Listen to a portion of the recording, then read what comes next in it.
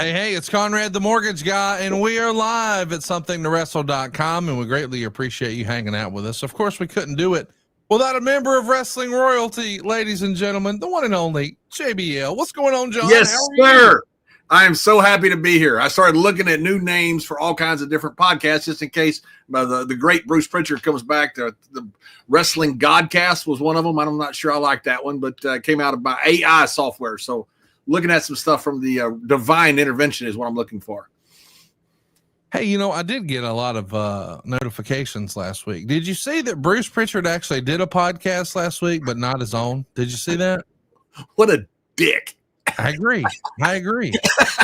If Ron Simmons were here, John, hypothetically, what would he say? Do you think Ron would go past damn for that one? I mean, that would you'd have to close like people's ears. It'd be so bad.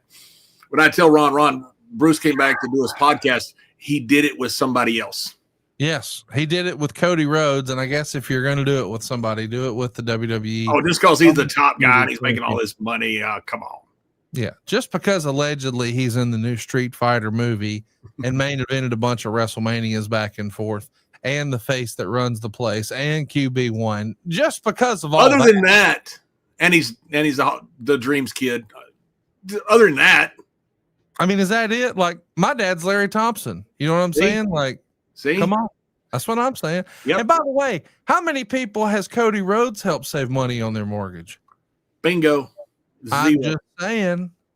Either way, we greatly appreciate you guys hanging out with us. And if you're wondering, yes, Bruce is coming back to Something to Wrestle. Now, if it's a matter of when, well, shit, I'll shit in one hand and wish in the other, and we'll see which one fills up first. But in the meantime, we're going to have a lot of fun. Has anybody ever done that, you think? I mean, like, I've heard that since I was a kid. Won't you shit in one hand and wish it in the other and see what fills up? I don't know if anybody ever like, oh, you know what? I'm going to go figure that out. I'm going to go see if shitting in my hand works. Allegedly, Sean Waltman may have. He's shitting everything else. I mean, it was amazing how many things ended up with shit in them. Yeah. And they were some of the best lines ever. Where's Sonny? I don't know, but she had a shit-eating grin on her face. She said breakfast was the shits. Tasted like it.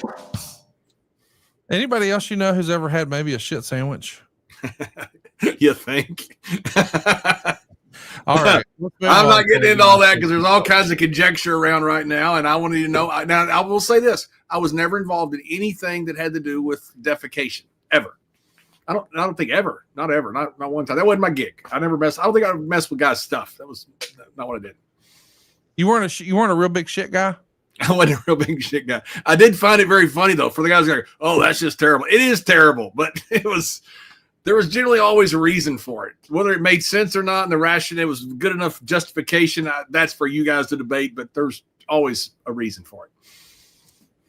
Well, we're live here on somethingtowrestle.com, and we've just had a suggestion that next week, instead of doing top 5 this or top 10 that, maybe we could do top 5 shits. Oh, that'd be great. Do you immediately, let's give like a precursor for next week, a preview, if you will, a dress rehearsal almost. Do you have a good, story? There's a few. I'm not sure how much I want to tell it, but yeah, there's a few. I mean, all the famous ones, the Sunny one, I was there for the whole thing. I was there when she came in and stooged Scott and Kevin. Scott and Kevin didn't do it, by the way, but she stooged him in front of everybody. I'm sitting there with Briscoe, who's the head agent. She stooged him with George Steele. And I said, this doesn't end well. He goes, this is going to end really, really badly. I think by the next morning, she had already had her pasta shit in. And what happened was, you see what you did was you got a little bucket, like little tranches of food. You put like 10 full on top of them, and you put on top of them what you wanted. Wrote down like, I want potatoes, I want steak, I want okra, stuff like that. So obviously she'd put mashed potatoes. I don't think she put shit down, but I don't know for sure because I didn't see the top of it. She could have put like mashed potatoes, shit, steak, okra, green beans. I don't know that for sure. But right beneath the potatoes, from what I understand, was a pile of shit. And I don't think it was requested. I don't know, but she did cut into it and then realized that she was just about to eat shit. Literally. Yes, yeah.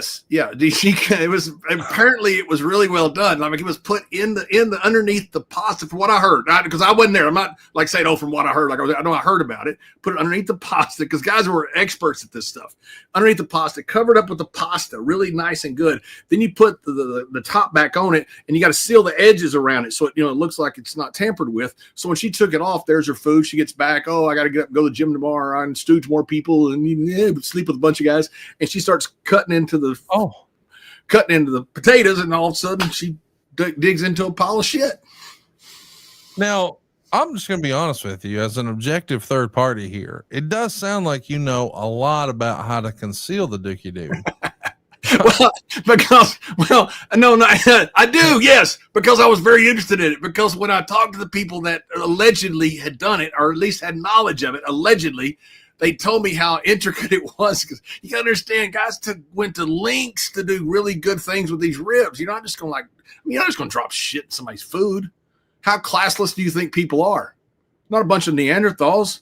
You're going to take it and you're going to neatly put it underneath the potatoes above the okra right next to the steak. That way when you cut into it, there's the poo.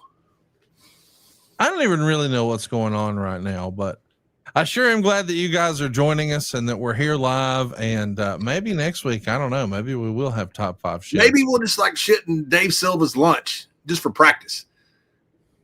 Okay, listen, I don't know that. I'm just offering suggestions. I like Dave, but we'll warn him. We won't let him cut into it. We'll warn him. We'll just do it for practice. People are probably wondering, your backdrop looks a little different. You're not at home, are you? No, sir. I'm at my father's house with my mother, who's 88 years old, down in Texas, down here taking care of the toilets. All my father's stuff behind me. He passed away several years ago. My father was a Greek major in college. He could read the Bible in Koine Greek. He actually would pick up the Bible and read it from the ancient text. He was a really great biblical scholar. And so all of these are his commentaries and all this stuff. He's written books and commentaries and was a really terrific scholar. And somehow I've read none of them. I was going to say that skipped a generation, or you were the milkman. That's not nice. Not nice at all. How do you explain going from being a legit Rhodes Scholar to, hey, I fall down for a living? What happened, John? I don't know. It just turned south at some point. Hey, do you really? Well, I tell you what happened was right near me house is the junior college, and I coached there one year, and they're actually helping me tomorrow with some stuff. And so I realized this coaching, I'm pretty much at the poverty level. In fact, I would have to make more money to be at the poverty level. And so that's when I decided, you know what, this degree stuff and this college education, this doesn't work. I'm gonna go wrestle in tights. Well, I'm glad you did, and we all are, and we greatly appreciate you guys hanging out with us on Something to Wrestle with John Layfield. John, we've got some. And I did take 2 years of Greek in college, so I could actually read. At one point, I could read the old Greek Bible. I can't anymore, but I can still kind of make it out. At one point, I could read the old Greek Bible. It's a dead language, not a spoken language, so I can't speak to Greek people, but like the Greek vendors and that are around in DC, but I can't speak to them unless they speak English or carny. I can speak. I'm really good in carny. Are you really? Yeah, actually, I am. Yeah, I am. Can we hear some fun phrases? Just give us some hot take wrestling opinions from the wrestling god himself. Let's hear some of those in carny. Yeah, I hadn't done it in a while, but you have to spizzik some kids on me. But I say Brizus and it's Fizzat Bizelli. And because of Fizzud and it was a Zibic he's taking. Allegedly. Oh, is he really? No, I don't know that. Now, hypothetically, did you see any of Bruce on Cody's podcast? What do you want to talk about? I saw Bruce up in New York, and allegedly we were at a place that we have not been verified at. But he's lost weight. He looks very good. He does look very good. I did see him on Cody's podcast. I have not watched a bunch of the clips because I'm hosting his podcast, and he won't even come on yet with me. Well, I mean, let's be honest. Dave Silva has reached out to him, the producer of his podcast, from day one, or almost day one. I mean, we'll round up and say day one. And old Dirty Dave cannot even get a response from Bruce Pritchard. So I just wanted to ask, from your perspective, because everybody knows that you're a great close personal friend with Bruce, and I love Bruce. He's a good friend. I love Bruce too. Yep. No. And you, me, and Jerry are literally his only three friends on the whole planet. Yes. I mean, even Dave. I'm not sure Dave's his friend. He likes Dave, but I'm not sure. We're the only ones that really can say we're his friends, and I'm not sure he's ours, but we are his. We tried. And that's the Bruce has lived. He's 82 years old, so he's lived 80 something years, and he has three friends, but he has three good friends. We'd go to bat for him.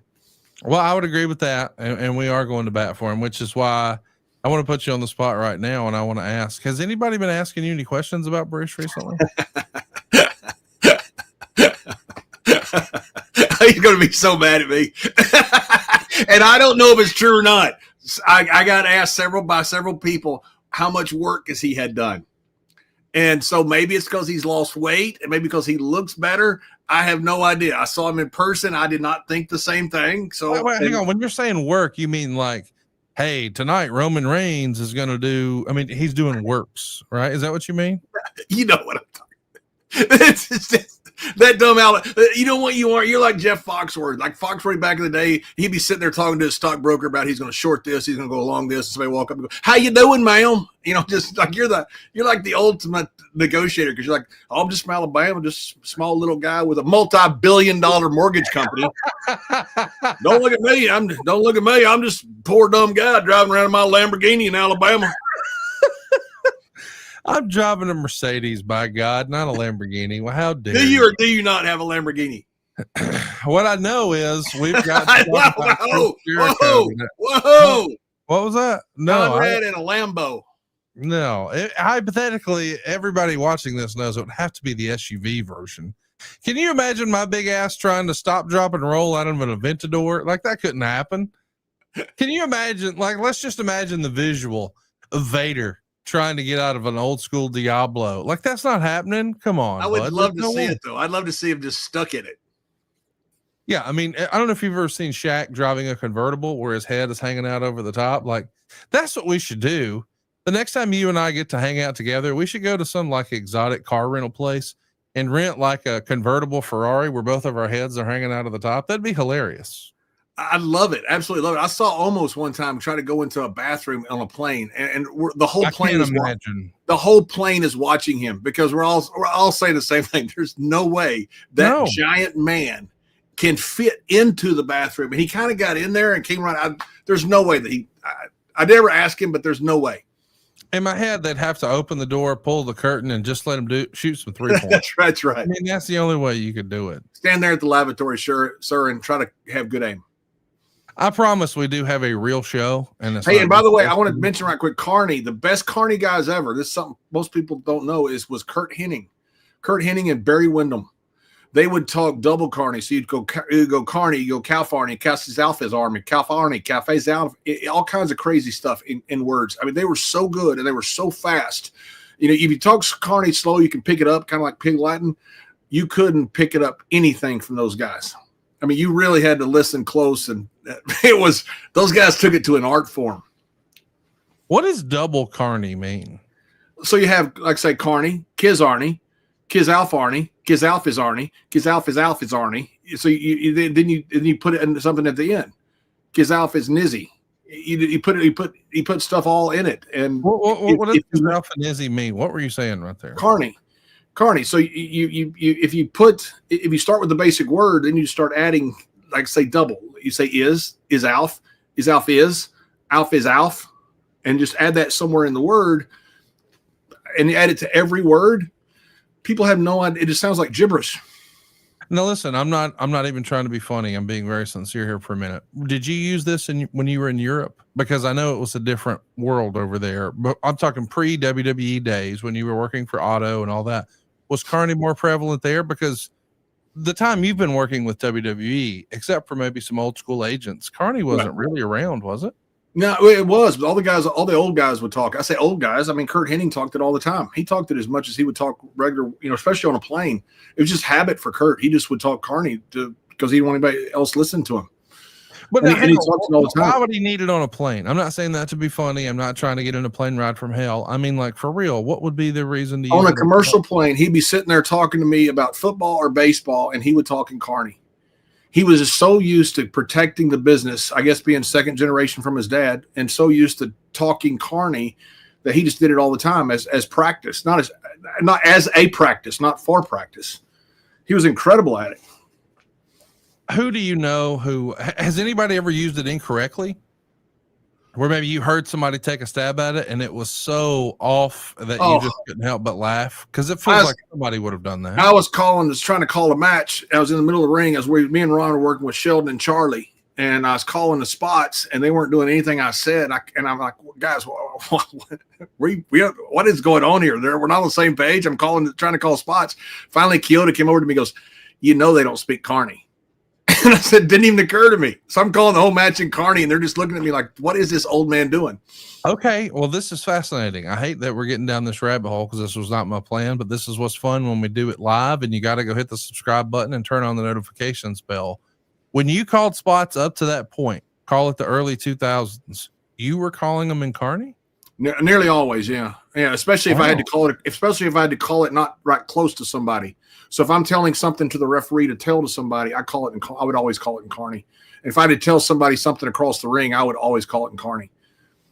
Always. Like hypothetically, and I know that we're pulling the curtain all the way back, but hell, there's a show called Unreal where they show booking meetings now. So tell me, give me a sentence in carny, like a spot you might have called pretty regularly in carny. What would that sound like? And then explain to us what that is. Yeah.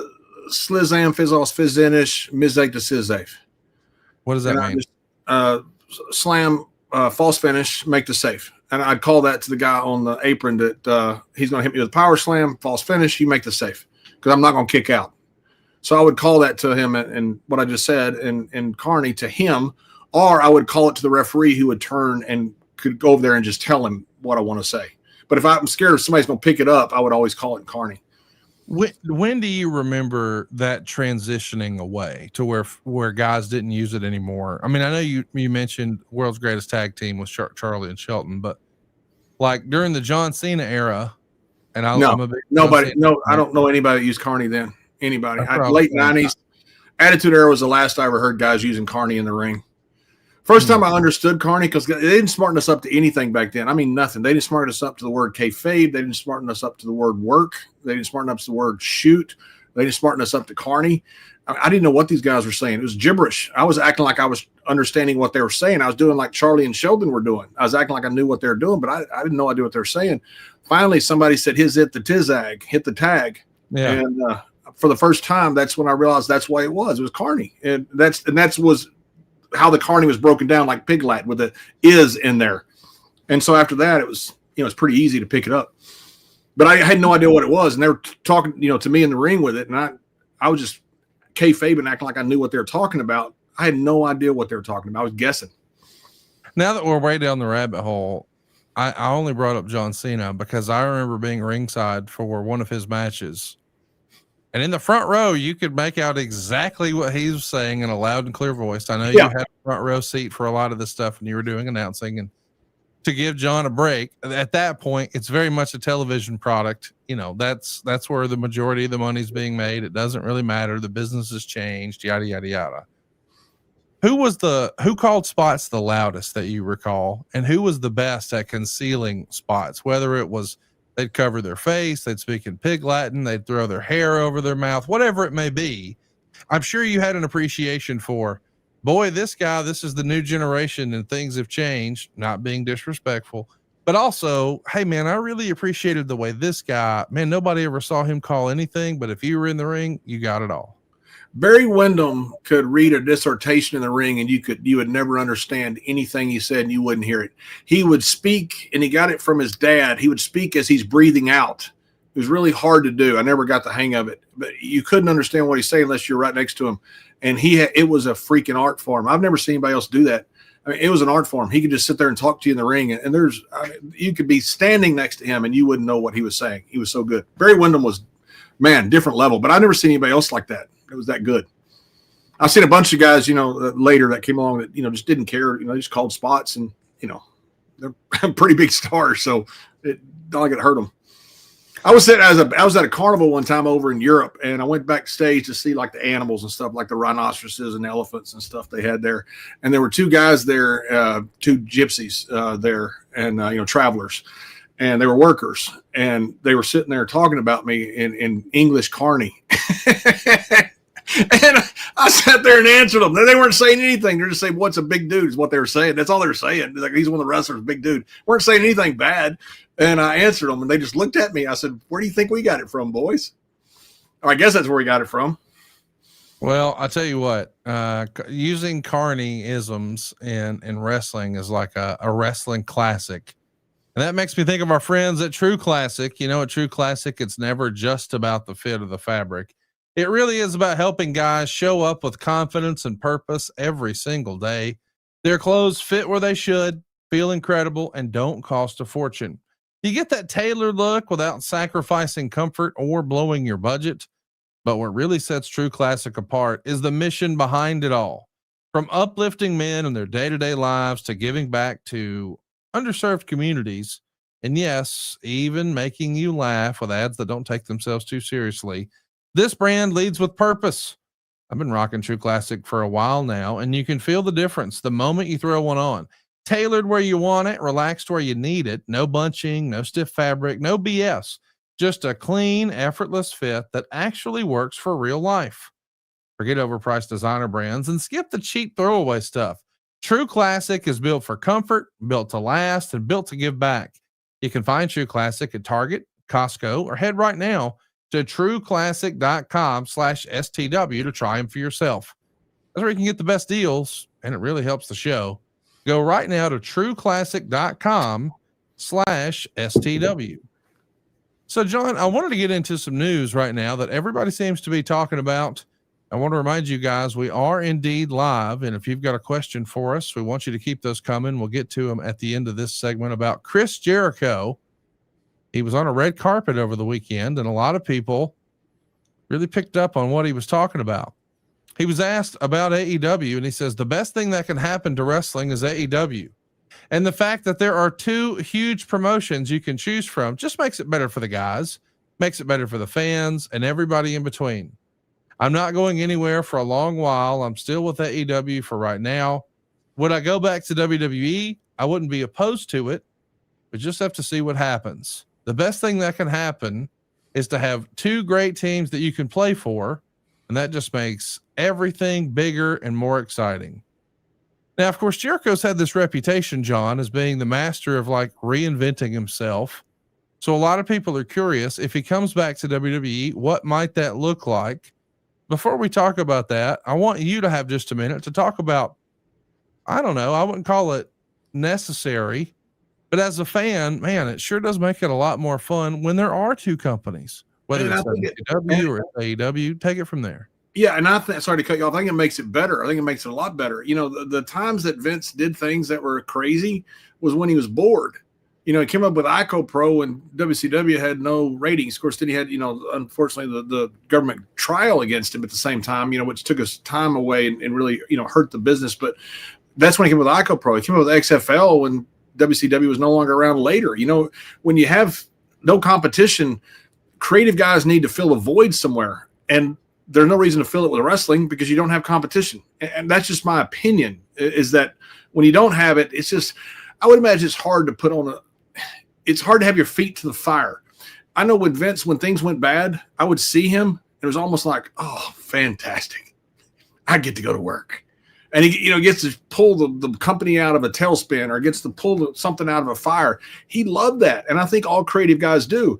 And when you don't have somebody to beat, I think it hurts the business. So I think it's good. I think it's really good for WWE. I think their show is just absolutely on fire, and all the stuff they're doing, is response to, I don't think, AEW is big competition, or, you can argue if, how big they are as competition. I don't think it's much, but they do respond. And I think that has a huge positive effect on the business. And then you have other companies trying to be part of this. I think it's huge to have two companies. Well, I agree. I think it's better for the wrestling business and for the performers in the wrestling companies, and certainly for fans to have something to choose from. We know that we're just a couple of weeks away from September 20th. Oh, shout out to TJ Stevens, who's been a top guy now for over 5 years. Appreciate you being a member with us over at adfreeshows.com. I wanted to ask specifically about the way things might change without a second company, because you were with the WWE for a long time where realistically there was no competition, but you were also there at the height of the Monday Night Wars and the Attitude Era. And I feel like even as a performer, it had to be more fun when Nitro was running head to head with you guys, right? It was huge. Absolutely huge. You wanted to beat them. You wanted to see what they had on their show, and you wanted to go up against it. You wanted to be the guy at bat. Choose all these guys. Everybody loves to go to a sports reference, but you want to be at the guy at bat. And when there's no competition, what happens if you shit the bed? It doesn't really matter. I understand your pride, and as a performer, I get all that stuff. But if there's no consequence for it, like, okay, that wasn't good that week, we'll try again next week. If you're not good when you have competition and you're going up against something that competition has and you lose, you're either gotten rid of or you're putting way down on the roster somewhere. You won't be in that spot again.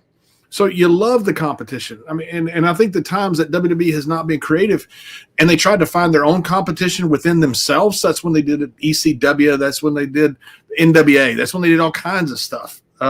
It just hasn't worked very well. Were you ever, and I know you're outside the tent now, I mean, I know we get this all the time, but people believe that you are a contracted WWE performer. Will you set the record straight on that? Absolutely not. Nope. Do not work for them. Now that doesn't mean that you won't come in as a one-off here or there. I have a wonderful relationship that I'm very happy with, and I don't do anything that surprises them. I have a great relationship. If I'm going to do something, so a lot of times I will give them a heads up that I'm going to do something just out of common respect and courtesy. I love those guys, and I love the company. I've been there 30-something years. I'm not going to do anything to harm that company, but no, I'm not. People have accused me of being a shill for them, working for them. That's not true. And now I am doing some stuff with them, and I'm glad when they call. Always answer the phone, and if I can do it, I'll always be there for them. Listen, I'm a big fan of WWE. I think everybody listening to this is, but I do think that WWE, like, I know they tried to create their own competition with the brand split, but with all due respect, it's not the same, is it? Nope. No, it's not. It wasn't the same. We did have competition. Now we did, we wanted to see what our house show numbers were doing. We wanted to see what our pay-per-view numbers were doing. We want to see what our top guys, how we were drawing against their top guys and on down the card. We did keep up with all of that, but then it kind of got murky and guys would go back and forth. And then okay, that guy who was with me, now he's over there. It's just, and it's not like you ever had an animosity toward the other side. It's just really good competition. There was competition, but it doesn't work like it's a zero-sum game, because if you don't work out on Raw, you can go to SmackDown. If you didn't work out in WWE, you might not be able to go to WCW. They may not want you, especially if it doesn't work out. So the competition, even when you try to create yourself, I don't think it's ever really worked. And certainly hadn't worked when I was there. I mean, the things we did with taking over companies has been horrible up until now. One of the things that I think about sometimes is from a storytelling perspective. And I know that a lot of wrestlers get frustrated when they hear something like, hey, creative has nothing for you. And I know that there are other professional wrestlers, Hall of Fame acts, who would say, well, that's your job. You should be fired. And I get all that. But on some level, if you've got the same character to the same audience for so long, you do get this sense of familiarity. And I'm not even talking about wrestling. I'm talking about like just regular television shows where people start to maybe take things for granted. And I think, Jim Cornette famously has said, how can I miss you if you don't go away? So I'm wondering, did you ever feel like creatively you were at an impasse at any time in your WWE career where you think, man, I don't really want to retire and I'm not unhappy with WWE and I'm frustrated creatively, but there's not really an alternative to go to? And I know that there is now, but that wasn't always the case. Did you ever feel like at any point in your career, like you love WWE? I know you're a WWE dyed-in-the-wool guy. I get that. But there had to be times where you were like, damn it, I don't know what else there is to do for this JBL character. And now that I've established this character so well, it's hard maybe to reinvent yourself if this is what they want and this is what they're familiar with. But if I did something else, I may have that opportunity. I bring that up because I feel like a lot of fans are kind of like, about Chris Jericho and the learning tree. but they've seen, all these, I don't know what, a dozen different versions of Chris Jericho. So if he shows up in WWE, and I don't have any inside knowledge, I don't know what's going to happen, but if he does, it's probably not going to be the learning tree. He'll reinvent himself again. Did you ever wish there was an opportunity to reinvent yourself, or did you feel like you did that with the transition of Justin Hawk Bradshaw, the new Blackjacks, the APA, and finally JBL, and then I guess ultimately the commentator version of your career? Yeah, I never felt that with JBL because I got hurt before the character, could have got stale, and so went to do commentary and do other stuff. So I didn't have a run long enough, I don't think, for it to get stale. And I would like to. I don't know if I had other things, but I had a lot of ideas for the JBL character. We did change it a lot. We did change it some. I was a smiling JBL for a while. I was a frowning, grumpy JBL for a while. Vince and I specifically would go through and change the characteristics of JBL ever so often. It's like Piper used to always say, if everybody's smiling, you frown. If everybody's frowning, you smile. And if you're the top guy, when people start copying, you change because it'll take them months to catch up with you. That's the one thing that so many people miss. That's why you never copy the top guy, because they've already got the top guy. There's never a next anything. There's not a next Hogan. There's not a next Cena. There's some new. The next person that comes along is look at them from history, from San Martino to Hogan to Stone Cold to Rock to Cena to Roman to Cody. All these characters are completely different. The only thing I ever felt lost in was the Blackjacks. And that's why me and Wyndham, when I went to Japan right before the 2 days after the Montreal screw job, that's why I didn't think I was coming back, because I didn't think they had anything for me. And so I was pretty lost. And I don't want to blame it on creative, that we just didn't have anything for me and Barry for some reason. And so I knew enough to think I'm not going to stay here and just get fired, because I didn't know if WCW wanted Justin Bradshaw or not. They probably didn't. I wouldn't think. I certainly wasn't. Bret Hart was on their priority list. And so when I went to Japan, I didn't plan on coming back. I just figured that was where I was going to stay with Stan and Doc and Gary and all those guys and dunk them and finish out my career over there. But that's when the world changed and everybody started having guaranteed contracts. And that's when all of a sudden they said, hey, we can't lose anybody else, even Justin Hawk Bradshaw. And so when I came back from Japan, that's when I got my first guaranteed contract.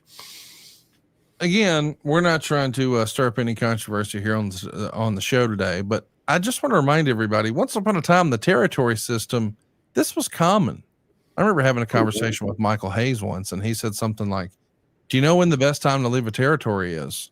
And I said foolishly, no, I guess, when it feels like everything's run its course. And he goes, no, that's how you never make any money. You leave when you're on top. You can always leave them wanting more.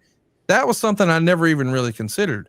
So the idea that perhaps you leave when your stock is at an all-time high, and to make a more recent comparison, I forget what her name is now in WWE. Maybe it's Blake Monroe, but in AEW, she was Mariah May, and she left fresh off of a top program. Yep. Like that feels like what guys in the old territory days, they would try to do, right? They leave when they're on top, and then they know they can always come back. 100%. I mean, that's why those guys come in, guys will get so mad at them. They're not necessarily mad. I think they're just, envious, and envious in a very good way. They come in and be on top. You have guys like the Sheik, guys like Abdullah, guys like Brody would come around, Stan would come around. Guys would be travelers. They'd work on top for 6-8 weeks, 2 months, 3 months, whatever it is. Then they'd leave and go somewhere else on top. They never got burned out. Now, it was a lot of travel, and it was a lot of work, and you never are under contract anywhere. You're always working for the next job. But yeah, that is the exact way to do it. That's why the old guys, you see guys get fired and they're, oh, it's the worst thing ever. And getting fired is bad. I've been fired a few times. But if you're working the territories, you got fired. That shit happens. And you realize it's not the end of the world. I remember I was at a WWE show one time and somebody got hurt, and I'm not going to say who it is, and now a Hall of Famer. And I asked Bruce, I said, what happened? He goes, first time he's ever been hurt. And it was, 3 months later, that happens to him, and no big deal. The first time you get hurt, first time you get fired, you think it's the end of the world. Then all of a sudden you realize it's not. Well, I'm pulling for Chris Jericho. Can't wait to see what's next. I mean, and the thing about Chris is Chris will change his finish. Chris will change everything. Chris has been so good about changing everything he's done every few years. I'm a huge fan of Chris. I think he's done a wonderful job doing it. And whatever he's doing now, look, if it's just coming from a place of, hey, I'm happy whatever happens, but it's also negotiation. It's pretty smart. I know Brock, right before he came back to WWE one time, he wasn't sure what to do, and he went out and showed up at a pay-per-view in Vegas, UFC. Yep. And I know, man, Vince blew a gasket, but he got a huge deal out of it. He got paid. Sometimes you do that for negotiation. Negotiation isn't always a real amicable thing sometimes. Even when it's friendly, it's still a little bit contentious. Listen, creating a little bit of leverage for yourself is never a bad thing. And we're live here right now. If you've got questions for John, we want to hear them. And Maddie is with us, and he says, John, what's one thing that fans don't get about Chris Jericho? Because there's lots of preconceived notions about Chris Jericho. I mean, this is a guy we've seen on TV forever and ever. I mean, gosh, nearly 30 years on TV at this point. What is one thing that you think fans don't know about Chris Jericho? I don't know. I can't read fans' minds, but I don't know if they know how smart he is. And I don't know if they know how his ego is in what he does, not in himself. And that's a big freaking difference in performers. People that have the ego in themselves, those guys are assholes. Sometimes, not always. Sometimes they're decent guys, but they're hard to deal with because their ego's in the misguided place. Chris's ego is in the right place. It's in what he's doing. So he wants what he's doing, whether it's a segment, whether it's a match, whatever, to be fantastic. It's not like, hey, I'm going to this match to make myself look good. I'm going to make myself look good. That's a big part of it, by making this whole thing look good, because then I'm going to look like the top guy that I am. And I don't know if people ever accused Chris of being selfish. I don't hear a lot of the talk, but his ego is in the right place. Man, I love that. I don't know that I've ever heard that before. His ego's in the right place. That's pretty good. Well, we'll stay tuned to see what happens with Chris Jericho. I, for one, am hoping that he gets the biggest contract he's ever had. What a run he's had. I mean, what an incredible run. Incredible. I mean, he was the first undisputed champion. He's gone back and forth between companies. He's always on top. I mean, he's been a top guy consistently reinvent himself. I mean, he's having that is a legendary long run he's having. And I love the stuff he does with the cruises and stuff. I tried to go last year and I couldn't. I had a conflict. I couldn't go. I wanted to go. But Chris has done so much stuff. I just admire him for what he's done. How could you not? Yeah, the cruise seems like a blast. Everybody I know who's gone has had an outstanding time. I was supposed to go one year and had some family stuff come up, but Jericho is the man. He's had an incredible run. And I got to say, if he does come back to WWE, it does feel like he's a shoe-in to go into the Hall of Fame at some point, right? Oh, 100%. I think they'll put him in right away. It'll probably be part of the creative package that they have for him when he comes back to be going in the Hall of Fame and make that part of the whole storyline thing. I'm sure that I have no inside information, but I'm sure it makes sense that will be right. Yes. And by the way, it's worth mentioning, hypothetically, since everybody and their brother is talking about Chris Jericho perhaps going to WWE, the real Chris Jericho thing would be for him to show up as a surprise in AEW, would it not? Yes, 100%. Yeah, 100%. And say I've been loyal the whole time. I mean, I just got it. I don't know. I don't know anything behind the scenes. I haven't talked to Chris in a couple of years. I just feel like this is a well-played negotiation. I feel like this is really well done. He's going to show up somewhere with a really big contract, and I'm going to be very happy for him when he does it. But he plays his cards well. Do you know off the top of your head who Chris Jericho's agent is? I do not. No. Barry Bloom. Of course it is. Of course it is. Just saying, hypothetically, he's in a good place. He is in a very good place. And you too could be in a good place with our friends at Soul. I got to tell you, I love a good night out, but I'm not always in the mood to drink. And luckily, I found a great alternative. Soul's out of office gummies. They give me the same light, happy buzz without the hangover, the sugar, or the awkward next morning. After a long day, I used to pour a big old glass of little Tito's to help me relax. But lately, I've been reaching for Soul's out of office gummies and their drinks instead. They help me unwind and ease into my evening without the alcohol or the next day fog. I was recently down at the beach with my buddy here at the office, Jamie Burns, and he said, "Hey man, can I try these?" And I said, "Oh dude, you got to try those. The Limeade 15s, that's my go-to." Now, if you're new to this, let me explain. Soul is a wellness brand that believes that feeling good should be fun and easy. Soul specializes in delicious hemp-derived THC and CBD products designed to boost your mood and help you unwind. Their best-selling out-of-office gummies were designed to provide a mild, relaxing buzz that boosts your mood and enhances your creativity and your relaxation. With 5 different strengths, you can tailor the dose to fit your vibe. From a gentle 1.5 milligram microdose, that's what my wife Megan uses, to the newest 15 milligram gummy, Roll Tide, for a more elevated experience. And if you like their out-of-office gummies, you got to try the new out-of-office beverage. It's a refreshing, alcohol-free alternative that's perfect for winding down on the couch or socializing with friends. Soul also has a variety of products designed specifically to help you get a better night's rest, including their top-selling Sleepy Gummies. That's a fan favorite for deep, restorative sleep. With wellness at the forefront, you can feel good about what you're putting in your body. All of Soul's products are made from organically farmed, USA-grown hemp. They're vegan, they're gluten-free, they're low in sugar, and yes, federally legal. Bring the good vibes and treat yourself to Soul today. And right now, Soul is offering our audience 30% off your entire order. Go right now to getsoul.com and use the code WRESTLE. That's GETSOUL.com,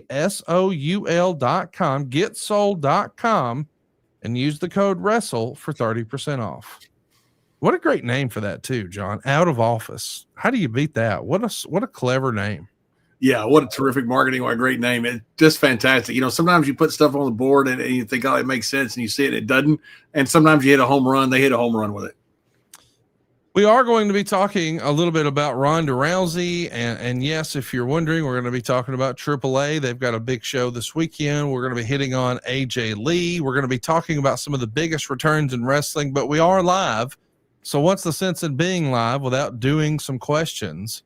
AOTV Productions has this to say. Kevin Nash believes that Becky Lynch has lost her edge ever since she became a mom, and that she only ever got over because of Nia Jax. What do you guys think? I'll admit, I have not heard this clip from Kevin Nash. I didn't know that's the way he feels. So before we respond, I think I speak for John in saying we've not heard what Kevin did or didn't say, but the floor is yours here. Yeah, and I love Kevin. Kevin's a very smart guy. I mean, I like Kevin a lot. He's always been so nice to me, even when he's absolutely on top. And I was just Justin Hawk Bradshaw coming in. He was always super nice to me. And to this day, I think a lot of him. I think a lot of his intellect. I like working with him. I've done a lot of shows with him for A&E and different stuff. He's just a really sharp, smart guy. And he helped out Raquel.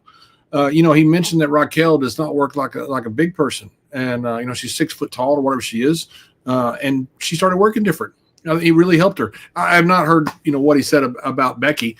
So it's hard for me to comment, and I don't know, the background of it. I will say I do get what he's saying, and that being a parent can change you. But man, she burned Nikki Bella on a hell of a promo a few weeks ago. I think every time the man grabs the mic, I'm entertained. I want to hear what she's going to say. We know she's not scared to push the envelope. I mean, hell, she stirred up the Osborne family the other week. It's hard for me to necessarily co-sign that she's lost her edge. Yeah, what about that? Is that I don't know what's a work and what isn't. And I know, and I'm talking about the reaction from the internet fans of saying that WWE was mad at her. I have no idea if that was true or not. I don't have any inside information. When I talk to Bruce, we joke about donkeys and crazy shit that you don't even want to hear. So we don't talk about wrestling. But it seems to me like it was a hell of a promo. I just said the same thing. And if there had been fallout from it, I'd been very happy. Let's do another question about Becky. Guy W. John says we need a Heel of the Year award because Becky Lynch has been tremendous these last 2 promos with the vitriol and slapping. If not her, then Seth. I think that right there is the dichotomy of wrestling fans. One person saying, "Oh no, she's lost her edge," and the other person saying she's the Heel of the Year. I think Becky's on top of her game right now, don't you? Yeah, you got 100% of your questions have very much a lot of emotion in them. It's kind of like, people, half the crowd hates Cena, half the crowd loves him. They all stand up and they all say something. I was there for most of his matches doing commentary, and I saw him do things that were just absolutely unbelievable out there, especially on the mic when he would turn a whole crowd of, half of them were saying he sucks and By the time he's done, he has them all doing exactly what he wants them to do. But he gets a reaction, and that's what you want. I always thought it was tough, and I said this, I think, last week, for wrestlers to be married to somebody in the business and be a baby face. Because, like we used to say back in the territories, the guys didn't wear their wedding rings because you wanted the young girls to think you were, available, not just an old married guy. And you didn't want the women to think that they were married either, because you wanted the young guys to think they were available. It's different now. I understand people know the background, but it also kind of takes things away when you're like the underdog and you're married to this super beautiful person and you're trying to pitch yourself and get behind it. Why would I get behind them? They got a great life. They're married to fantastic looking people. They make a lot of money. As a babyface, that's tough. As a heel, it's easy. And so I think them being a heel couple, man, that's a gift made in heaven. Let's talk about another woman that we've recently seen make some headlines in the WWE landscape. I'm talking specifically about Ronda Rousey. She recently made an appearance on a friend of our show, The Laps Fan. Love those guys. And she was not happy. She was there to promote her new book, but she specifically took issues with some individual talents. And I wanted to bring that to your attention. I don't know if you saw this, but Ronda said something along the lines of, the fact they had me fighting Alexa Bliss at all was effing ridiculous. And you want to know why they had me against Alexa Bliss? Because she had the most merch sales at the time. Like, what the F? That's your decision-making process? And MJF took to Twitter and quote tweeted it and said, it's almost like pro wrestling, much like any other professional sport, functions as a business. Effing crazy.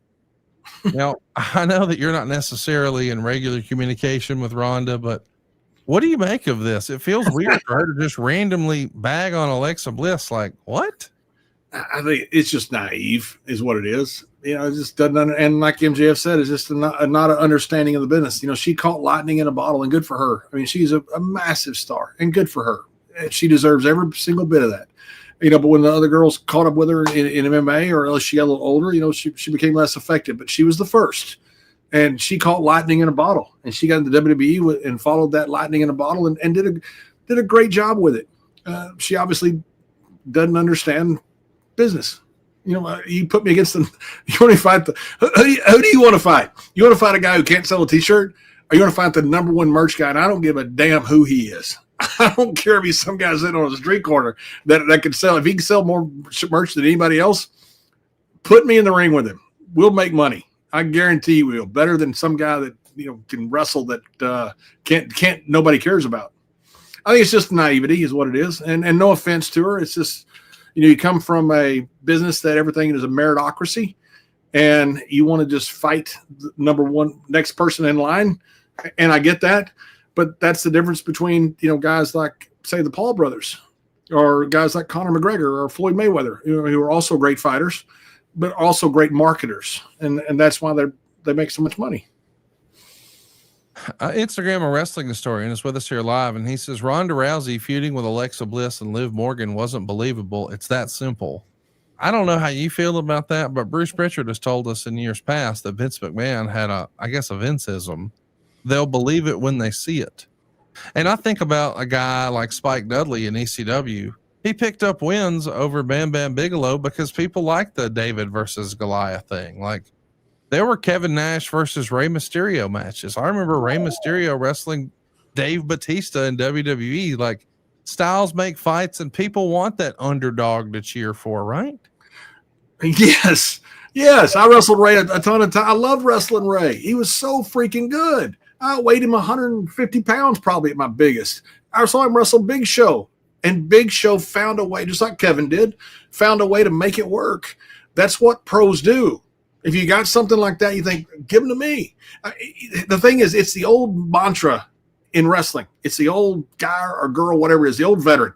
You got somebody out there, this kid's great, but, he's small, give him to me.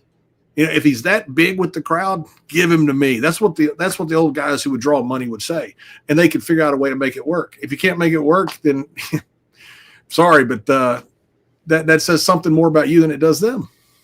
Respectfully, I get that Ronda Rousey was a huge star And Charlotte Flair has given a ton of credit to Ronda Rousey for what she did to the women's division and shining a light on it to the mainstream. And Charlotte has even said she doesn't think that Ronda gets her flowers and enough credit for shining a light on the women's division. And I happen to agree with that. But at the same time, Ronda herself is saying, hey, Alexa was selling more merch than anybody else, ... including me. That's what's not said out loud. So it's like, right. Wait, if she's got the hot hand, are you only able to perform when you're the top star, or is it okay if you let somebody else shine? That's the way it read to me, but I'm not a wrestler. How do you read it? You're a business person, and you know business. That's exactly how it reads to me. I'm telling you, if I had a guy, I don't care who it is, and I was 280 to 330 pounds at my biggest, somewhere in that range, and if I had somebody that was the size of Spike Dudley or Ray that could draw money, oh my God, give them to me, please, because you're in the spot where everybody wants to see it, especially when you've got the dynamic that you are bigger than them. That's the easiest story in the world to tell. All I got to do is be a bully to Rey Mysterio, be a bully to Spike Dudley, be a bully to somebody smaller than me, and people are going to hate me because they love them and they hate what I'm doing to them. That's how you make it work. Then you slip on a banana peel. You find a way for them to come back on top. Whatever happens, who cares what the finish is? I mean, literally, who cares? You're there to make money and cash a check. And if you got somebody that people love and you can't make something out of them, buddy, sorry. That says something about you. Friend of the show, Pete Rosenberg, who does a lot of work with WWE, he was pretty heated about this. And he said that he always thought she carried herself fine, talking about Ronda Rousey, but he said he was not a fan of her on-screen presentation. And I happen to agree with that. I think WWE probably could have presented her differently and it been more effective. He said, I never enjoyed her as a character. And as a guy who was sort of a day one Ronda Rousey MMA fan, I've even posted the picture long before she was with the UFC. I was thrilled to meet her. I asked for a picture at a UFC, and I mean, at that time, she didn't have a swarm of fans around her. She wasn't the superstar she would become. She was 10 out of 10 polite, 10 out of 10 fantastic. She always is in person.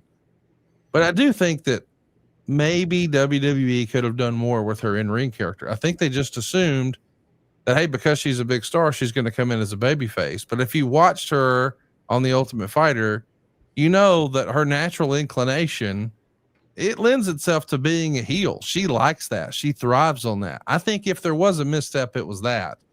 But Pete would continue. She was then gifted Roddy Piper's entire gimmick, was given a fire expensive theme song to use, got all the bells and whistles, all the big treatment, everything you could imagine. And all we hear her do is complain about her time in WWE. Can you just have a little class and not bury the people who work in the business day in and day out? This is a business that gave you a lot of money, a lot of fame, and you did quite well doing it. I just don't know who she thinks she is. Criticize UFC fighters. No problem. You are an all-time great in MMA, but you're not an all-time great in wrestling. You're not. You just don't have that cachet to say things about people like Bliss. It is incredibly disrespectful. Now, that's what Pete thought. Do you think her saying this about Alexa is disrespectful as a member of that wrestling community? Yeah, I was there when Pete became, was it hardcore champion? He won the championship on the pre-show. Yeah, that's right. Champ, yeah. We were going over the roll-up with it. Yeah, he did a good job. I really like Pete. Pete's a good guy. We're good. We're good friends. But yes, I think Pete's right. I think it is disrespectful. You're taking, I don't understand, Conrad, why you've got this Hall of Fame career, and I get it. And it's your prerogative to say whatever you want. And I'm not trying to say anything bad about Ronda. She's been very nice to me, and I have a lot of respect for her. But I think, why are you going to bash somebody like Alexa, who's still making a living? You're just going to bash this person that's making a living and try to discredit her because it gets you a few clicks. I don't appreciate it. And I think that's the mindset that Peter was coming from. We got Kurt Angle. He beat the entire world. Yeah, he did. And oh my God, he made guys look like $1 million. He could have tied every one of us in knots. I mean, Kurt. When people say Kurt was fairly good, Kurt was really good. He wasn't really good. He was better than 8 billion people. He's alien level. I mean, he's one of the greatest wrestlers of all time. He put a stupid little cowboy hat on his head when Sting was Stone Cold. He made guys look like $1 million freaking dollars. You can put Kurt out there with Spike Dudley, who's a great worker, by the way. I'm not picking on Spike, but he's small. You put Kurt out there with anybody, and Kurt makes a match out of it. That's how good Kurt was. That is a professional. And, unfortunately, I guess Ronda had a different thought about the business. I don't know. Well, we can't wait to get your thoughts about this week's business. At the end of the week, I can't believe it's already here. WWE and AAA are going to hook up for Worlds Collide. It's happening this Friday night in Las Vegas. It'll be live on YouTube. Check WWE's YouTube out. You'll be there along with Corey Graves and Conan.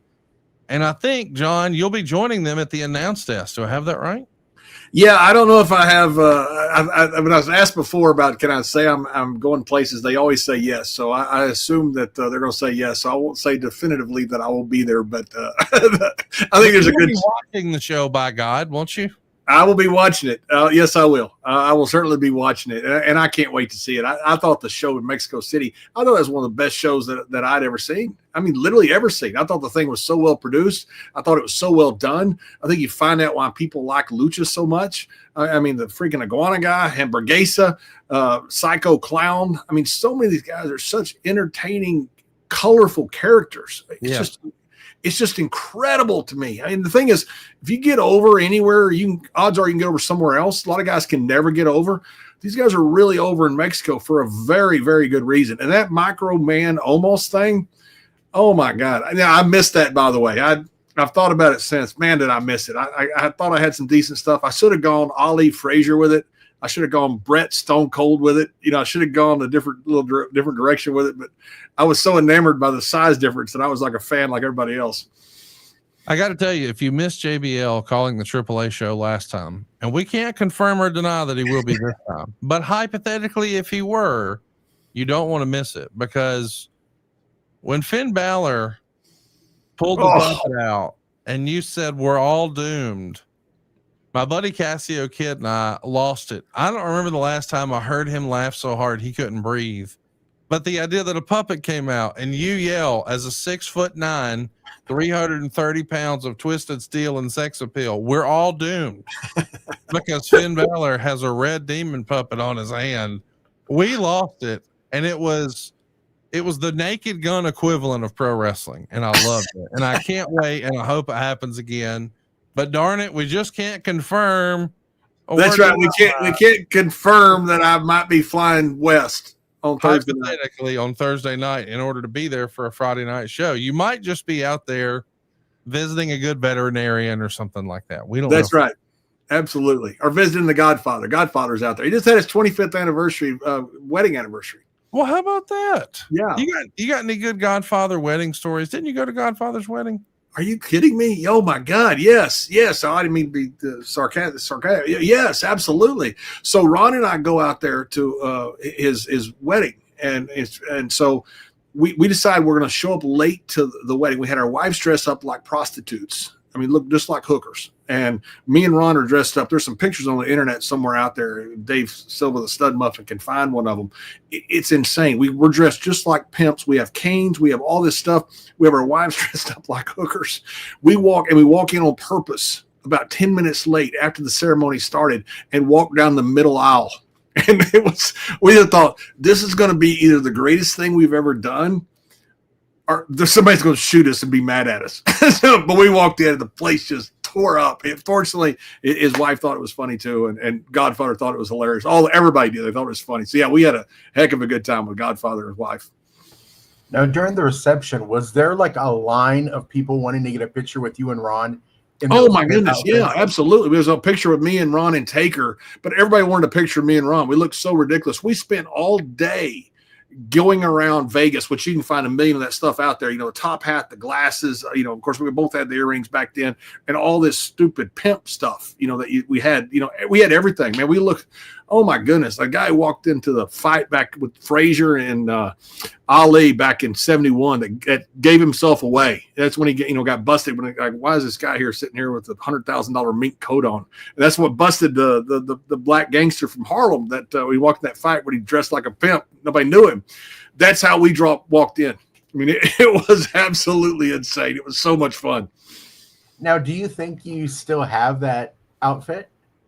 Yeah, I might. Yes. I don't know where all my wrestling stuff. I've moved a couple times, and when I got to Bermuda, I moved all my stuff out. So it's either somewhere here in Texas, and my dad's got a building down here. I got a ton of stuff in. I got some storage buildings here. It could be out there along with a bunch of wrestling stuff. So I don't doubt that I don't have all that pimp stuff somewhere. It was an awesome wedding, Godfather's wedding. It was a lot of fun. It's going to be a lot of fun this weekend. I've heard of Colombian cartels that had fewer illegal things than that wedding had in it. Okay. I can't wait to be invited. That's back when things weren't legal like they are now. Oh, I got you. Yeah.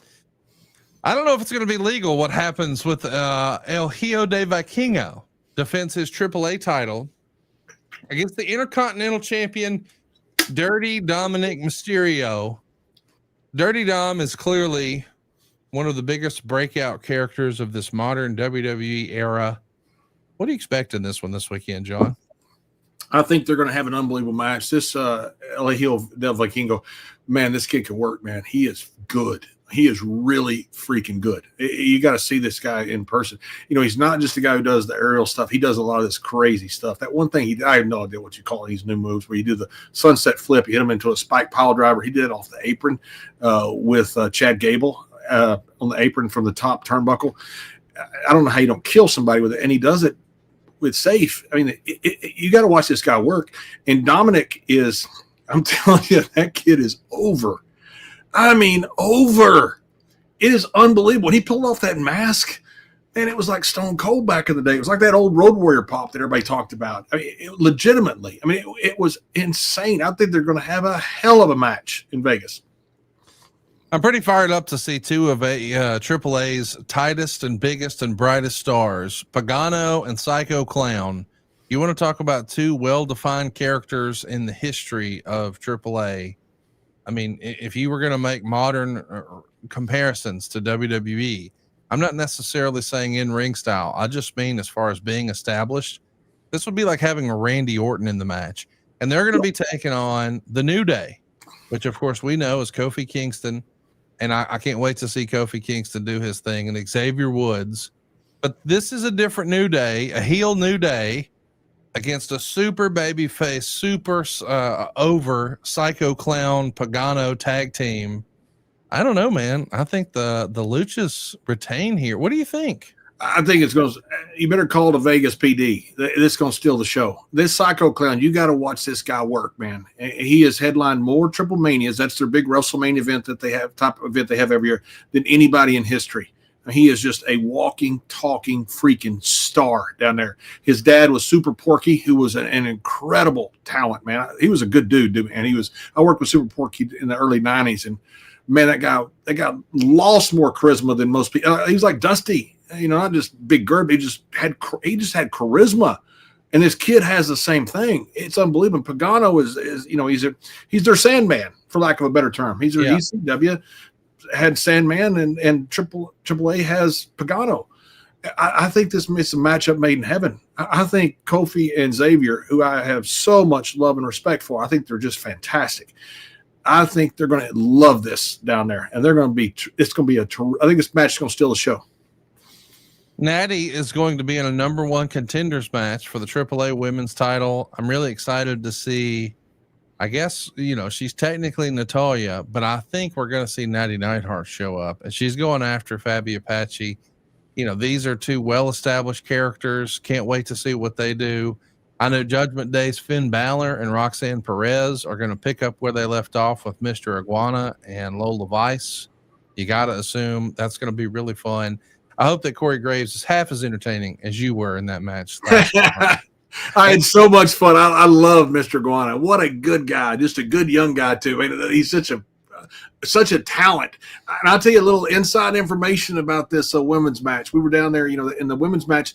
It's hard when you have a big match and there's not a lot of history, to talk about in the storyline. So you worry about that a little bit when you're doing commentary, because you're looking at matches. You're going, okay, this match, we look at it, go, this match is kind of put together and it's just two great talents. There's not a lot of storyline. There's not a lot of drama. So that's when you got to manufacture some stuff as a commentator. And so when we saw this match, we thought that, because there wasn't a lot of stuff that was put together as far as drama, as far as back storyline, to what the triple threat match that the women had with Natty and Fabi and down in Mexico City. That match was so freaking good.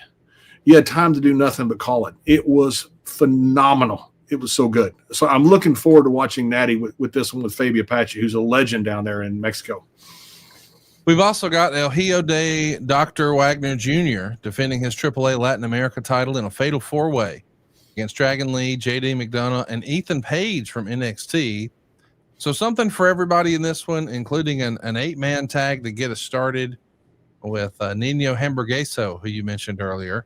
I mean, this is going to have something for everybody. Yes, if you're wondering, those are indeed the minis. And yes, that is a version of La Parka, the latest La Parka. By the way, I want to mention, this is all totally free on YouTube. Check it out this Friday night. Maybe you'll see some familiar faces. I can't wait to see it. I'm so delighted that AAA has found a voice here in America. It's going to be wildly entertaining. Make plans to be there. And make this your best season yet with nutritious 2-minute meals from Factor. Eating well has never been this easy. Seriously, just heat up and enjoy. It gives you more time to do what you want. And get outside instead of prepping and cooking indoors. You see, Factor meals arrive fresh, and buddy, they're ready to eat. Perfect for any lifestyle, especially if you're active. Because there's 45 different weekly menu options, which means you can pick gourmet meals that fit your goals. Maybe you're looking for Calorie Smart or Protein Plus or Keto or more. Listen, you're busy. Who has time for all that? Factor makes it simple because they can power your day with satisfying breakfasts, on-the-go lunches, premium dinners, and yeah, they've even got you hooked up with guilt-free snacks and desserts. Go savor more right now with Factor. Factor meals really pack in the flavor with none of the fuss. The wife and I just had one on the back patio this past weekend. Man, it was awesome. It was restaurant quality, as JR would say. We didn't have to do any cooking. Seriously, we popped it out of the refrigerator. We popped it on the microphone. And I'll admit, I put them on a plate, so it felt a little fancier. But when it's just me at the office, I'll throw them right there in the tin. Come on. Get started right now at factormeals.com/wrestle50off. Use the code wrestle50off. You'll get 50% off plus free shipping on your first box. That's code wrestle50off at factormeals.com/wrestle50off for 50% off plus free shipping. John, I want to take a minute here and answer some of our live questions that we've had coming in. We've got one here from AOTV Productions, who says, hey guys, some fans are trying to dismiss AJ Lee because of her cage match ratings. How unfair is that? Now, John, do you even know what cage match is? Have you heard of it before? No. I literally have no idea what you're talking about. None. I didn't read none of this stuff when I was wrestling because it's just all bashed me. So I always thought you can't believe the bad stuff, so you can't believe the good stuff either. And I really always thought that because you'd read something good, go, about time they got it right. Wait a minute, that's the same guy that you said for the last 52 weeks is a compulsive liar who knows nothing about the business, but he said something good about you, and you go, about time he got it right. So I just I have no idea what you're talking about.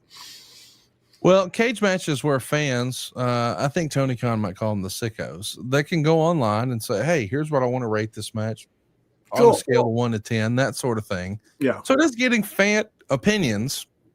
But as you said before, it is a vocal minority. And I think, if anything, AJ Lee was not really given an opportunity to wrestle the way the women wrestle right now. Wouldn't you agree? 100%. Yeah, 100%. It's like comparing, say, Tori and Stacy to the wrestling they did to how they do wrestle now. They were great athletes. They weren't trained to wrestle like this. You know, they would have been fine doing wrestling like this, but they've been huge stars in this. It was a different era. They weren't trained to wrestle like that. And as far as the cage match ratings, you know, whatever that is, I have a feeling that Hogan and Andre wouldn't have got exactly a great cage match rating either. But who would you take in there in that time if you want to put somebody on top? Well, of course, we're talking about AJ Lee because she was indeed the most talked about thing this past weekend. Perhaps, I mean, I've even seen some people say it was the worst kept secret in all of pro wrestling. But the closing segment of this past Friday night SmackDown, it was made official. AJ Lee is back in WWE after more than a 10-year absence.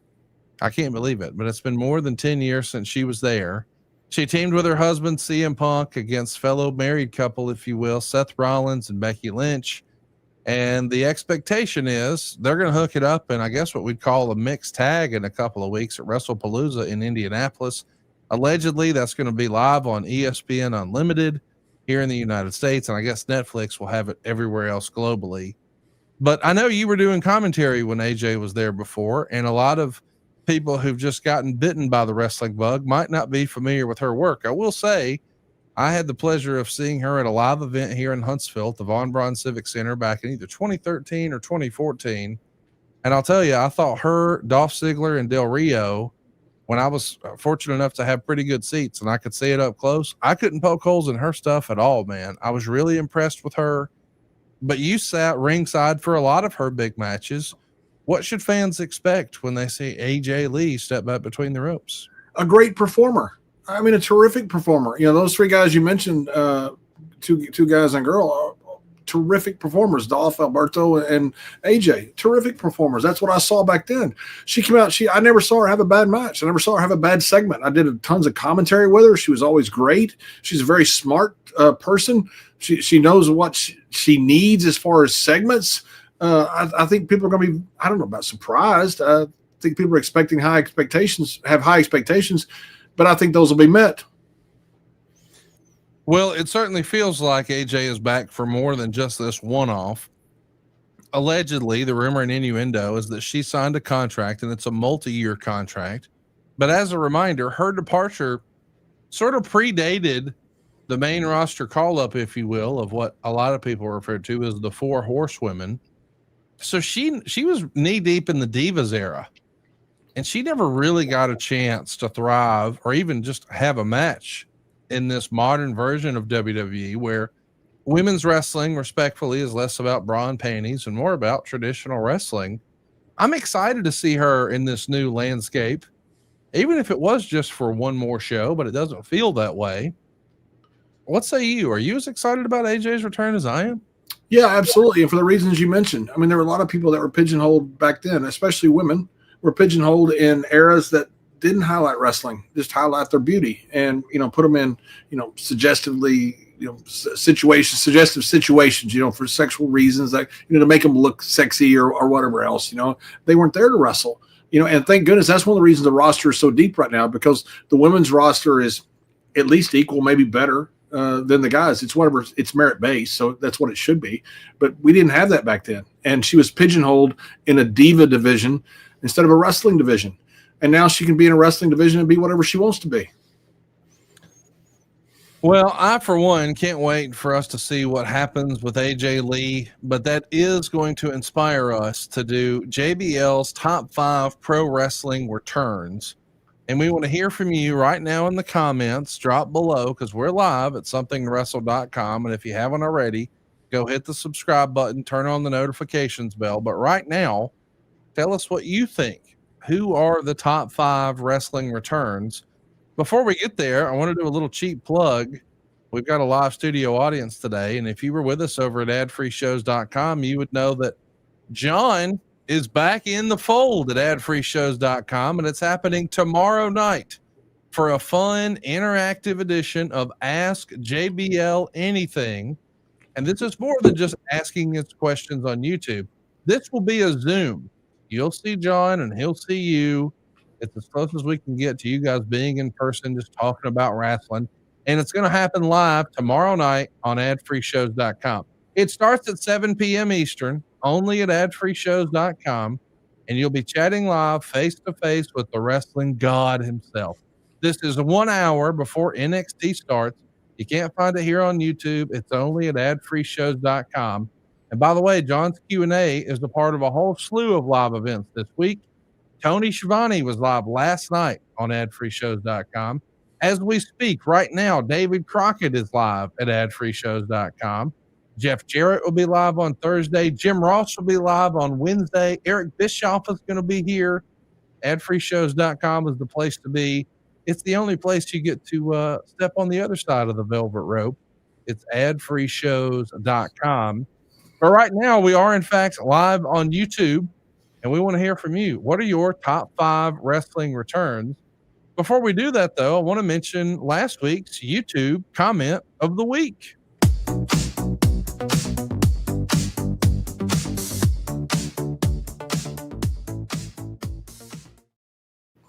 Just last week, John, we were talking about your top 5 all-time memorable finishers that really got the conversation going on our YouTube channel. And here we are. We see Burke AJR 3685, who shared his top 5. He felt like at number 5, the Ultimate Warrior's Gorilla Press Slam into a splash. John, did you ever have to take a Warrior Press Slam? Thank goodness, no. Oh, goodness. Thank goodness. I only was in the ring with him a couple of times, and I hardly ever had to work with him. I was in the ring for some segments or something, on some house shows. But no, thank goodness. He was a terrible worker. And then one thing I forgot to mention, the Tombstone Pile Driver. How did I miss that? I mean, that's at least an honorable mention. The gentleman there is right. That's a big mistake on my part not to have that in there. We got to also cover Stone Cold Steve Austin's Stone Cold Stunner at number 4. How many stunners do you think you took in your career? Oh, good grief. I took when I was in the ministry, I was the one that always got hit with a chair too. And good God, Steve swung a chair hard. Just like, oh my God. He hit me one time so freaking hard. And, we'd always take the chair so Undertaker could escape, and he hit me with the chair one time so freaking hard. And I fall out of the ring, and I thought he's probably busted me open because, he hit me hard. I didn't put my hands up or anything. Back then, guys didn't. We didn't know, we'd soon be hunting Easter eggs we just hit if we didn't put our hands up. But that's what life was back then. And I when I land, I kind of, sell my head like that. But when I'd hit, I didn't realize I'd stuck my hand in the Brood's blood that they had spit in the ring match before. There was some that was right on the bottom of the ring that had been swept off of the little mat there. And so when I looked at my hand, like I'm selling it, it's covered in blood. But it's not real blood. It's the fake blood from the Brood that had been there right before the match, and they'd missed some of the blood on the floor that I'd put my hand in that I realized. So I think I'm covered in blood. So I feel a sweat on me, and I think it's all blood. And so I sat there and I squeezed, good to get the blood coming out and everything. That's right. I said, juice coming good? Blood, juice coming good? Ron goes, the hell are you talking about? I'm like, I'm covered in blood. He's like, huh? So yeah. So yeah, I got hit by a lot of things from Steve. Out of context, this is an interesting show because you just said, when I was a part of the ministry, and for just a second, I thought to myself, was he ever working with Tully on the religious circuit? And then it was like, oh no, the WWE gimmick version of the ministry. My hypocrisy has bounds. Oh, okay. Let's talk about. I'm not saying he's a hypocrite, but if I would have done it, it would have been. Jake Roberts' DDT made his list at number 3. How many DDTs do you think you took? Oh my goodness, a ton. I mean, and it was a bunch. I loved working with Jake. When I worked with Jake was a little bit past his prime as far as physically. He'd already been hurt a lot. My God, could he work, man? I mean, he was unbelievable. It was like being out there like a master, like pianist or something. Like when you watch some people play the piano, they're just banging on it, and all of a sudden you see some guy that knows how to just tickle the ivory. That was Jake Roberts, man. He was unbelievable. And that DDT of his, that freaking thing was over. Punch, short clothesline, DDT. Lots of different ways to take a DDT. Which way do you think looked most impressive? I always took it where I kind of went over, but Jake never did it that way, and he tried. That's when he busted open, I guess, was it Steamboat on the floor? Yeah. Steamboat. He told him not to do it. I've heard Jake tell a story, and I said, we can't do it there. Jake would, take you down pretty good. It was safe. It was fine, but you didn't want to flip over, because I'd ask Jake, because guys ask me how to take the clothes on. I always tell them, guys that tell you how to take their finish, and Jake didn't like the guys flipping over, especially the way he did it. I'm not sure what was so different about it, but the way he hooked you and took you down, it didn't give itself to taking that over bump. Rob Van Dam used to just spike his head somehow. I have no idea, but it was Jake was great with it. I've heard Bruce say before, the secret to Jake's DDT was to take it flat. Is that the way you remember it? Just go flat? Yeah, sure was. Yeah. And I'd always lean, the mistake people make is going away from the body, not going toward. And nearly any finish, go toward the body, you're safer. If your clothesline's coming at you, go toward the body, not away. People get mad, people get scared and duck away. That's when they get killed by Hanson or by me or by anybody else throwing a clothesline. Same with the DDT. Some guys will kind of like try to get away from it because they're scared. Go to the body, not away from it. I skipped number 4, but who do you think took the best stunner? Because there's lots of different versions of that. Like The Rock would go way over the top. We saw Vince McMahon do maybe some of the worst sales in the history of Stone Cold Stunner. Who do you think took the best? Scott Hall was really good with it. Scott would take it and do all kinds of theatrical stuff, but somehow it made sense. Some guys would do it and just look theatrical. Scott would do it and it looked fantastic. Scott was a really good worker. I mean, he was like Jake, really top notch, but he always took a terrific stunner for Steve. We got a comment here live that says Bret Hart for sure. Bret took it like it was a real deal. And Bret would like promo. It was fantastic. Yeah. And that's the one thing I missed when Dave Silva had filled in for you for just a minute, was I said the thing I should have called for Almost versus Microman, I should have gone Bret Stone Cold WrestleMania is what I should have gone instead of I forget what I went, but I missed that. The Undertaker, you mentioned it earlier, the Tombstone Pile Driver. You wish you would have put this on your top 5. Yes. We saw lots of different versions of the Tombstone Pile Driver through the years. When you think about the Undertaker's classic tombstones, does one stick out above all the others? Like, that's the one. If you're going to show somebody one, that's the one. I don't know. I took so many of them. There's no telling how many tombstones I took, because every night after TV, the dark match, a lot of times I would just go out there and cut a promo. That's when I always got to try to break character, and it always ended up with a choke slam tombstone. So there's no telling how many tombstones I've taken over the years. It's just one after another. One time he had a knee brace, and when he gave me the tombstone, it cut me open, and so I had to have some stitches. And so I didn't tell him about it, Anyway, the next day he cut me open again. So I went to get stitches, and the guy goes, "No, you're already sewed up." I said, "That was last night." And so anyway, he felt terrible about it once shit happens. But I've taken so many freaking tombstones, and none, those little scratch from the knee brace, but never hurt me. Always safe as he could be. Him and Kane both just safe as he could be. I took him on the stairs with those guys. I took some crazy tombstones with those guys, and always safe. I don't know how big of a fan or a listener you are, but you're at least familiar with who Bubba the Love Sponge is, right? Yes. No, who he is, yes. So he had a recent show. I guess ever since Hogan's passed or been in poor health, he's been a central part of Bubba's radio show.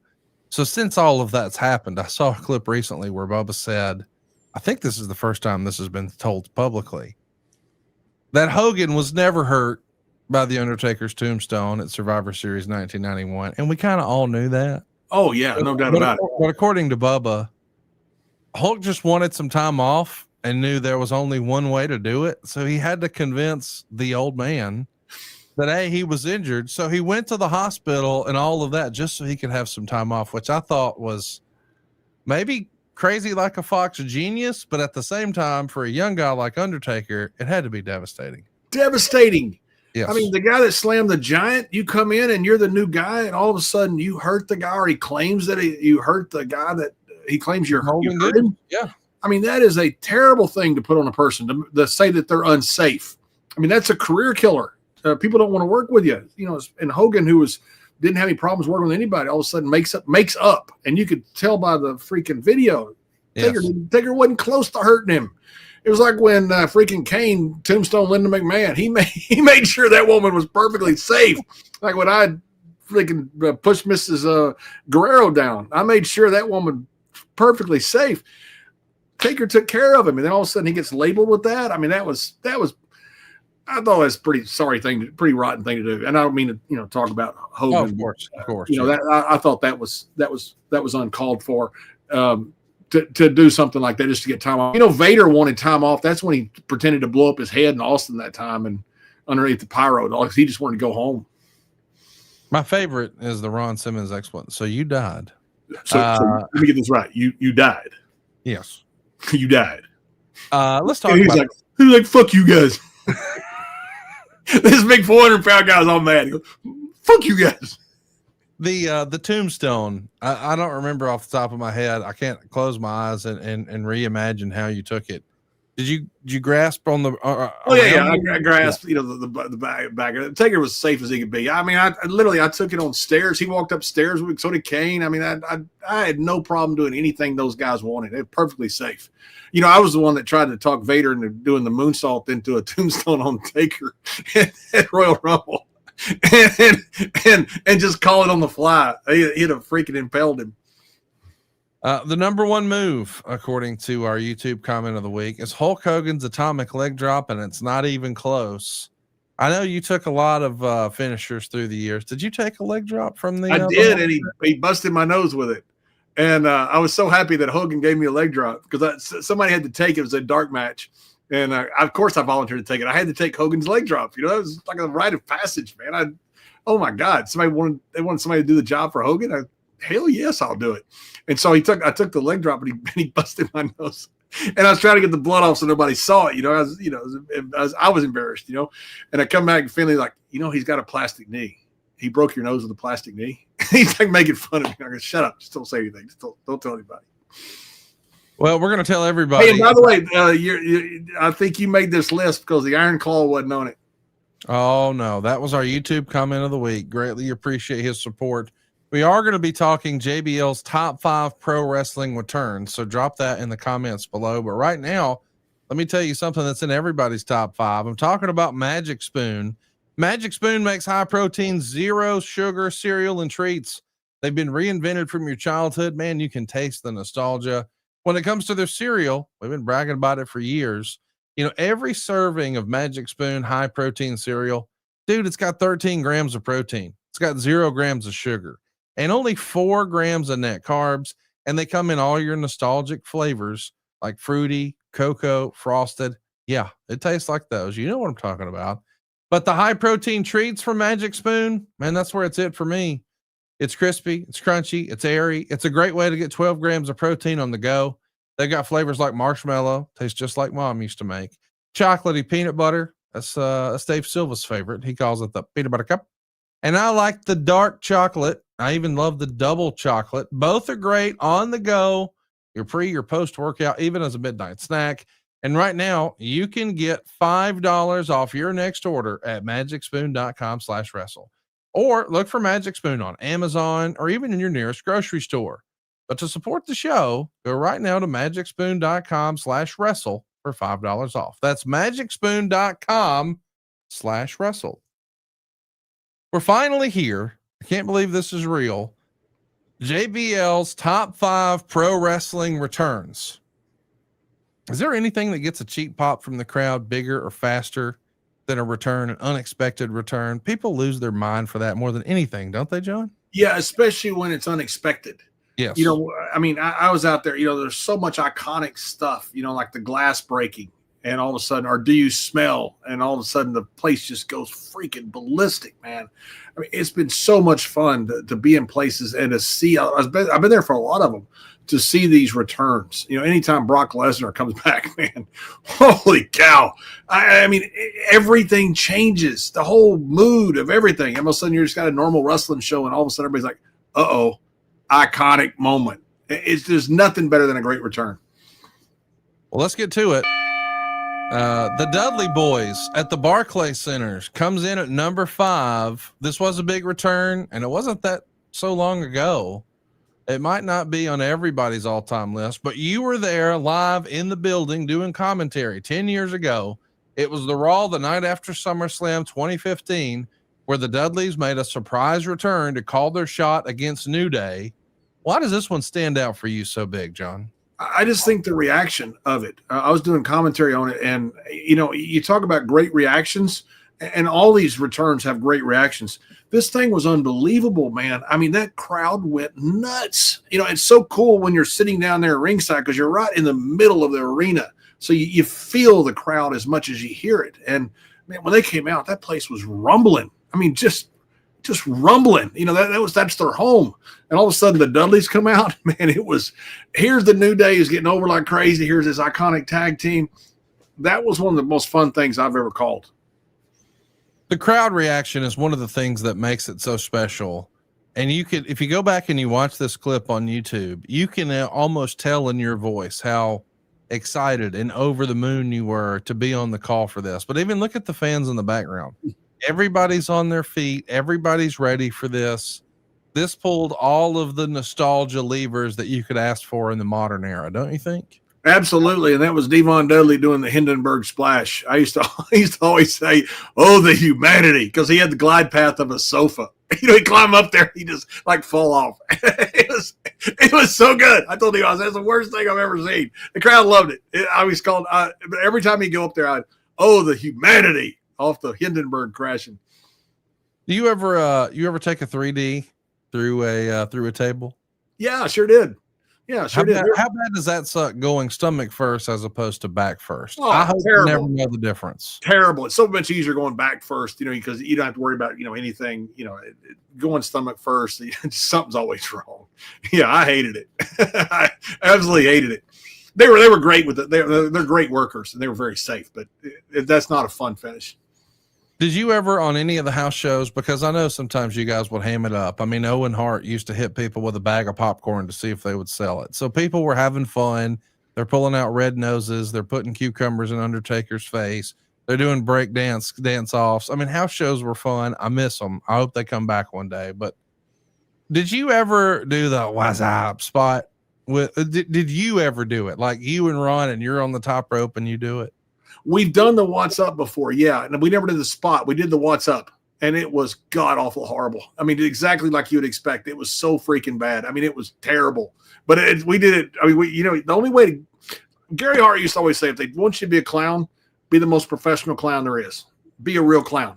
So if you're doing it, you got to get into it. So me and Ron got into it. We did all the crazy stuff. It was preposterous how bad it was. By the way, T. Gray has a great line here. He's with us here live on YouTube. If Godfather ever does the Devon spot with the glide path of a sofa, he suggests maybe the call, if you're lucky enough to be on the call for that, is blimping ain't easy, which I think is hilarious. Blimping ain't easy. T. Gray, that is so good. I'm going to find some way to use that. I don't know how. I'm going to use blimping ain't easy. I promise you. I promise you. That's in the bag. Thank you, Gray. Thank you. It may be if I do and allegedly do something with Hamburgueso. That's exactly what I was thinking. Oh my God. Oh my God. Oh, I would, if you're in Vegas and you want to bet on a line being said about Hamburgueso, if I indeed am out there allegedly at this event, I would put money on blimping ain't easy. Let's Gray, you're the man. Thank you.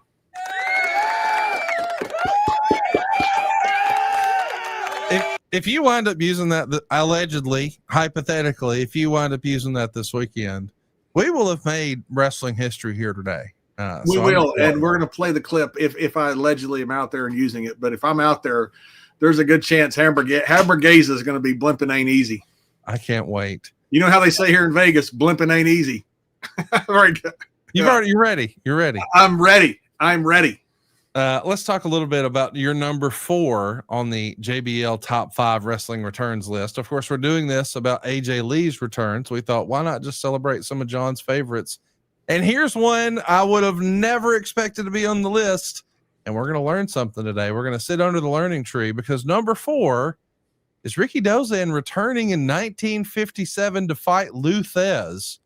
You want to talk about an old school? Drop some knowledge on us, John. Yeah, they did. They're in Japan. I don't know how many people were in Japan at that point. They claimed 87 million people watched the match. I mean, that's like a freaking Super Bowl in the United States. Ricky Dozan, who's one of the greatest stars, he's credited for creating Japanese wrestling, which is true. He was a great champion there, terrifically tough man. In 1954, he was the guy. Look at that short arm scissor. Oh my God, I hadn't seen that in forever. You could roll a guy up with that. You could roll a guy behind with that. That's where Bob Backlund ended up picking the guy up. But it's that old short arm scissor. Bob Orton's the one that showed me how to use that short arm scissor. I love that move.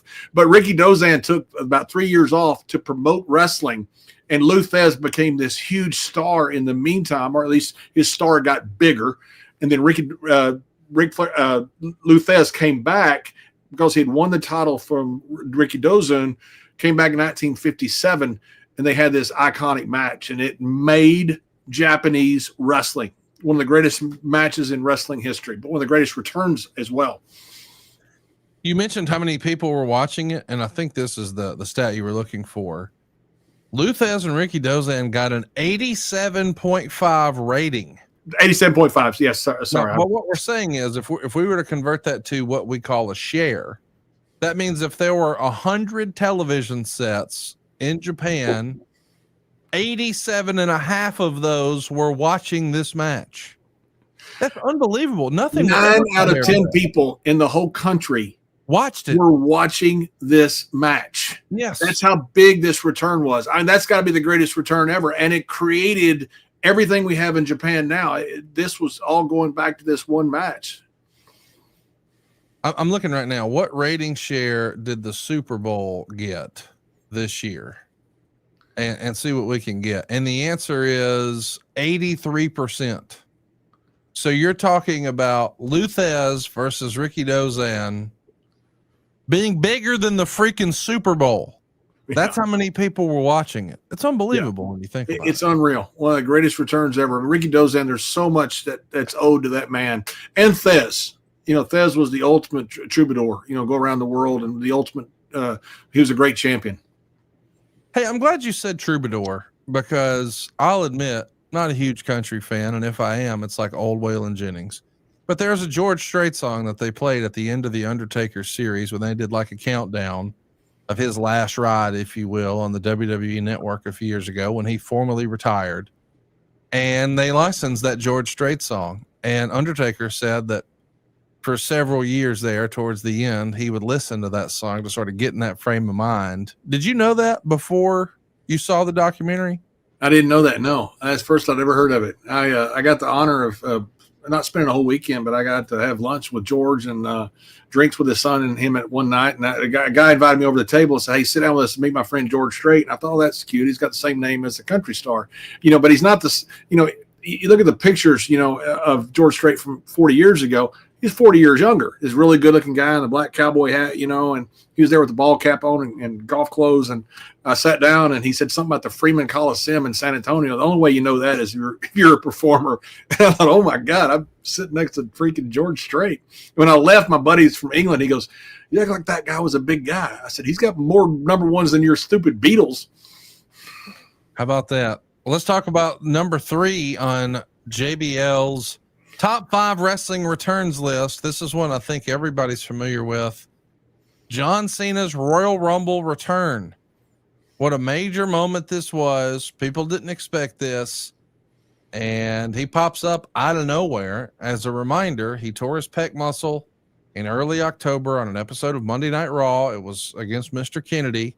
Maybe that's a story for another day. But a lot of people expected he'll be out for 6 months. Little did we know, less than 4 months later, coming in at number 30 at the Royal Rumble in Madison Square Garden, no less. Not only does he come back, but he wins. What a moment this is. And I think a big piece of the magic is it was kept so secret. I mean, in those days, it felt like everything leaked. This didn't leak. What do you remember so fondly about John Cena's Royal Rumble return? I remember thinking he's superhuman. You know, it was J.J. Watt last year had that torn pec, and he played with it a couple years ago. I mean, you just don't do this. I mean, you don't do this. You don't come back from that. There's a simple window that you have to have for ligaments and tendons to repair. That's a major freaking illness. That's superhuman to come back in 4 months. I mean, I can't. It's just John is a genetic freak. And it is genetics. He, you know, they talked about he doesn't take drugs. I would bet the farm that he doesn't. And I've seen certain guys are born with, you know, these huge wrists, this huge strength. John's one of those guys. He's just a genetic freak. But to come back after tearing a pec in that short a time, I just remember thinking, this guy's freaking Clark Kent, man. There's something we don't know about him. I remember one time we were golfing and John was out there. We had like a dog leg left or something. And John can hit the ball a mile, but not straight. And he hit a ball. He must have hit a ball 300 yards in the air, and it landed, you know, right among us because he couldn't see us. We're on the green around.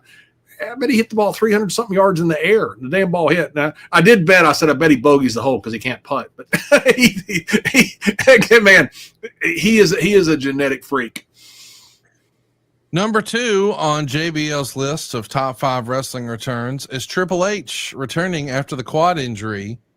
This has to be all about the crowd reaction. As a reminder, I think it was May of the prior year, Triple H tore his quad. So like 8 months later, he's back. But first, we saw a series of videos sort of recapping his recovery. And it was all set to U2's Beautiful Day, hyping his comeback. And I think most people would remember this as one of the loudest, most sustained ovations anyone's ever heard in Madison Square Garden. What do you remember about this moment, and why is it number 2 on your list, John? I think because of what you just said about the reaction and the way he got hurt. You know, I can't even tell you the respect I have for all these guys and girls in the business that work like this and work injured. He tore that freaking muscle off his bone, and he still got put in the walls of Jericho. I mean, I can't even imagine somebody doing something like that. I can't imagine somebody doing something like that today. There's, I think, probably zero chance that you could do something like that today. They'd call the match off. They'd have the doctors down there. I think people had such respect for him because the way he got hurt and finished the match. I mean, that is a double tough dude that did that. And I think the response was when he came back, that's one of the reasons it was so big, because there was so much respect for him for what he did. It does feel like somewhere along the way, and I don't pretend to think that this was it, but it may have been, that perhaps WWE's policy on how they promote, or maybe their best practice on how they promote one of their baby faces going down, one of their top stars going down with an injury, changed. Because this is really one of the first times that we saw them sort of acknowledging the injury, acknowledging the recovery. We saw footage inside the hospital. Him rehabbing the knee was set to a theme song. It built anticipation for the return as opposed to it just being a surprise. And I think that's one of the things that makes it different is fans were ready for it. They were expecting it, and it was awesome. It's not that unlike the AJ Lee return. It was a worst kept secret in wrestling. People knew that was going to happen, but I think that's interesting that maybe the paradigm shifted a little bit after this, because once upon a time, it was always a surprise. And here it felt like we're trying to get sympathy. And as a reminder, Triple H was a bad guy when he left. Right. So when he gets injured, he's a heel, but he comes back and buddy, he's anything but a heel when he returns. Was that by design?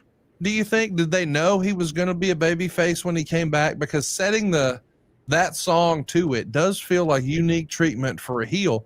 He becomes a sympathetic figure, and he's an overwhelming babyface upon return. Yeah, and I don't know if they knew or not. I think they could have probably guessed, and I think they would have guessed he's going to come back as a babyface. I don't think there's any doubt that's what they thought would happen. You can't tell exactly what the fans are going to do and what they're going to buy and what they're not going to buy.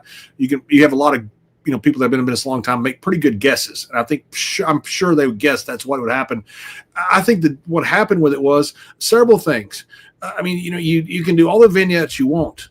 But this old school training that you do, and you think this guy's working his ass off to get back, and you appreciate the mountain that he had to climb to get to where he is. The person that comes along that just has great ability, you think, I just showed up one day and was a wrestler. I don't think I'm not sure you have respect for his ability, but you don't have respect for the work that went into it. And I think once you see all this work that went into it and the fact that he finished the match, all this stuff combined, here's the mountain he's climbing to come back. I think all of a sudden you're getting behind him. You're rooting for him. I think this is just booking 101.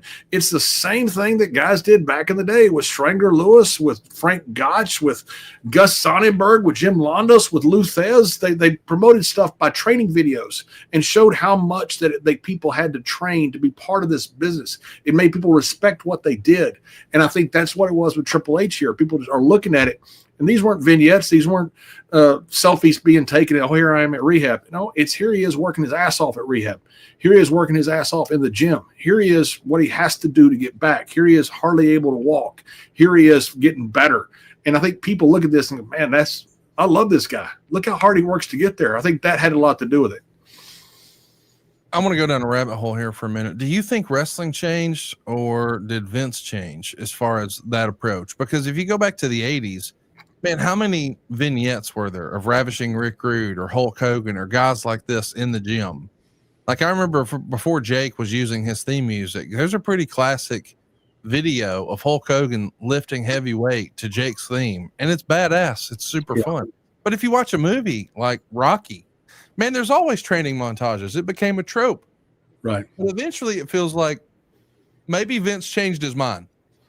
And he felt like, hey, the only thing that we should cover are things that happen in the arena. So if you see a promo, it's a guy in front of a live crowd holding a microphone. We're not going to their house like the NWA used to do when Tony Schiavone went to Ric Flair's house and that sort of thing. Was that a Vinceism, or do you think just people's taste changed and they thought, oh, that's old and that's passe and that's played out, or is it somewhere in the middle? I think it's all the above is what I think it is. I think it's a Vinceism, but also Vince was the one that did the training videos too. I think Vince changed his mind a lot to try to stay ahead of the curve, or, slightly behind where the curve is. Certainly not be behind the curve. But I think you see what's going on, and wrestling is not a leading indicator for society. It's a mirror, so it's a trailing indicator. When you have the good guys no longer wearing the white hat, he's wearing the black hat. It's now Clint Eastwood that you don't really know. Dirty Harry is a good guy or a bad guy. You don't know if Stallone in Rambo is a good guy or a bad guy. And so all of a sudden society leads what people are doing. Now the anti-hero had gotten big, and you start to see that in wrestling. And I think you saw the same thing with the training videos. They were working, and then I think Vince just started trying different stuff. And once you start trying different stuff, you just kind of forget about it and want to keep going to see what works. Just because when you're doing 52 weeks a year, you're not always right, and you're always trying, and you're always throwing stuff at the blackboard. You just don't know what's going to stick. Well, what we know is going to stick is this top five. We're just moments away from top one, the number one return in JBL's opinion in wrestling history. We want to hear from you. What are your top five? What did John miss? Let us know in the comments now. T. Gray is in with another little nugget of insight I appreciate. He's talking about the SummerSlam 02 matchup. He says, I still have vivid memories of the Rock and Brock training montages. Yep. I agree. I think we need more of those in wrestling. Yeah, the Vision Quest type stuff they were doing, the stuff. I mean, that stuff is just, man, they used to draw 30 and 40,000 people into wrestling arenas before you had TV, off just training stuff they do for newspapers. It just, there's something to that people, these guys that are doing this stuff, especially a guy like Rock and Brock, they're freaks of nature. Let people see what they do. Don't just take a picture with them in their clothes. They look fantastic. Great big bodies, good looking guys. Show what they can do. It's insane when you see these guys train. And so I think this is something that has always been a draw in wrestling. And I think it still is. I think people at times miss this stuff. They just go to the gym, here I am at the gym, putting the time in. Dude, please show me something that I can't do. Show me something that I want to look at and go, wow, that's awesome. The Creed brothers do stuff like that. I love what they do. Yes. Screwface Base says that brand of build, the training and rehabilitation packages, make for a story that wrestling fans can get behind. I agree, because we see it so much in traditional sports. Like if you're trying to sell a big boxing fight, man, we always see the training footage. Yeah. We need more of that in WWE. And something we need more of are smart money plays, thanks to our friends at Cash App. Man, have you ever overdrafted your bank account back in the day? How terrible was that? Well, Cash App does more than you think when it comes to having your back and making sure your money stays, well, your money. If you direct deposit at least $300 in paychecks each month and use the Cash App card for purchases, you can unlock up to $200 in free overdraft coverage. If you overdraft unexpectedly, there are no hidden fees. Manage your money on your terms and take advantage of free overdraft coverage of up to $200 on Cash App today. For a limited time only, new Cash App customers can use our exclusive code to earn some additional cash for real. Just download the Cash App, use our exclusive referral code Cash App 10 in your profile, and be sure to send $5 to a friend within 14 days, and you'll get $10 dropped right into your account. Terms apply. That's money. That's Cash App.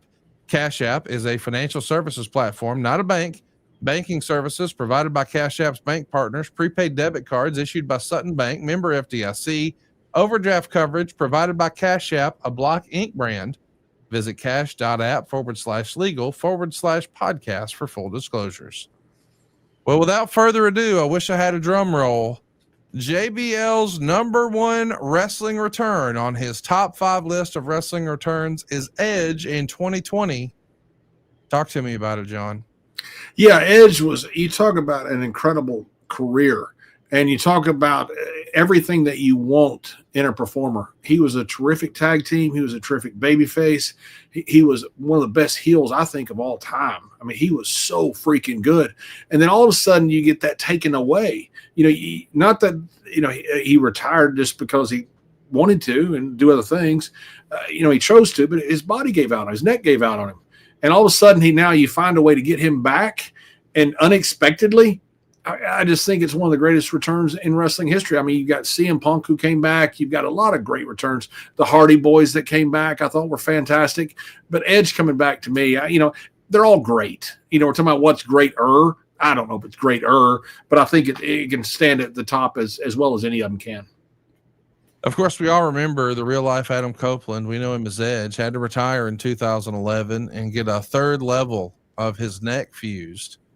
And that gave a new meaning, I guess, to seeing is believing once his music hit and he walked out at the Royal Rumble in 2020. And it's really a pretty small number of wrestlers who have returned to in-ring action after having that level of fusion surgery. I mean, I'm not saying it's just him, but man, it is a short list. And one of his elements of his comeback that's been interesting is he's really tried to change his in-ring style.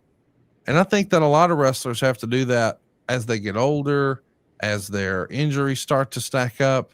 But was there a time when you felt like you started to change your in-ring style, and what led to that? The only thing that I ever turned down, and I regret it to this day, and I hated it, was John Cena wanted to put me, Orlando, on top of his shoulders and me on top of Orlando and do a double F5. What do you call this thing he did? The FU finish, not the F5, the FU. And I knew I'd get hurt. I'd gotten hurt so much at that point in my career. Every time I took a bump, I was damn near getting hurt. And I thought, man, if I do that, I'm not going to be able to finish whatever we were doing. And I said, I felt so bad about it. To this day, I felt bad about it. I think it's the only thing I've ever turned down. And I knew that I couldn't do it because physically I knew that I couldn't take the bump. And I just thought, man, screw this. What an old piece of shit. I just felt like Vader after that pay-per-view match. I'm a fat piece of shit. I just felt terrible about it. This day, you tell me talking about it, I feel bad about it this day that I took that from John because, I wanted to give him everything. And I didn't think I could physically get up from it. And I knew I'd been hurt so many times that I didn't do it. That's when I started thinking, it's time for me to get out of here. Well, it's time for us to wrap up the top 5. But before we do, I want to give a little love for Maddie, who shared his top 5. He thought the 3 faces of Foley at the Rumble in 98, Edge's 2020 Royal Rumble return, Bray Wyatt's 2022 Extreme Rules return, Undertaker's return at WrestleMania 20, and I love when he came back as American Badass. I thought that was just freaking. That was unbelievable. And when I looked at it later, I thought that should be in the top 5, and it should be. It's certainly honorable mention. But man, that return as American Badass, that was awesome. I think that was in Kentucky, wasn't it? He just I choked think so. Yeah, it was so different and it was so new, and man, people just took it. You try something like that, you think you've got the right idea, but that's such a divergence from the character.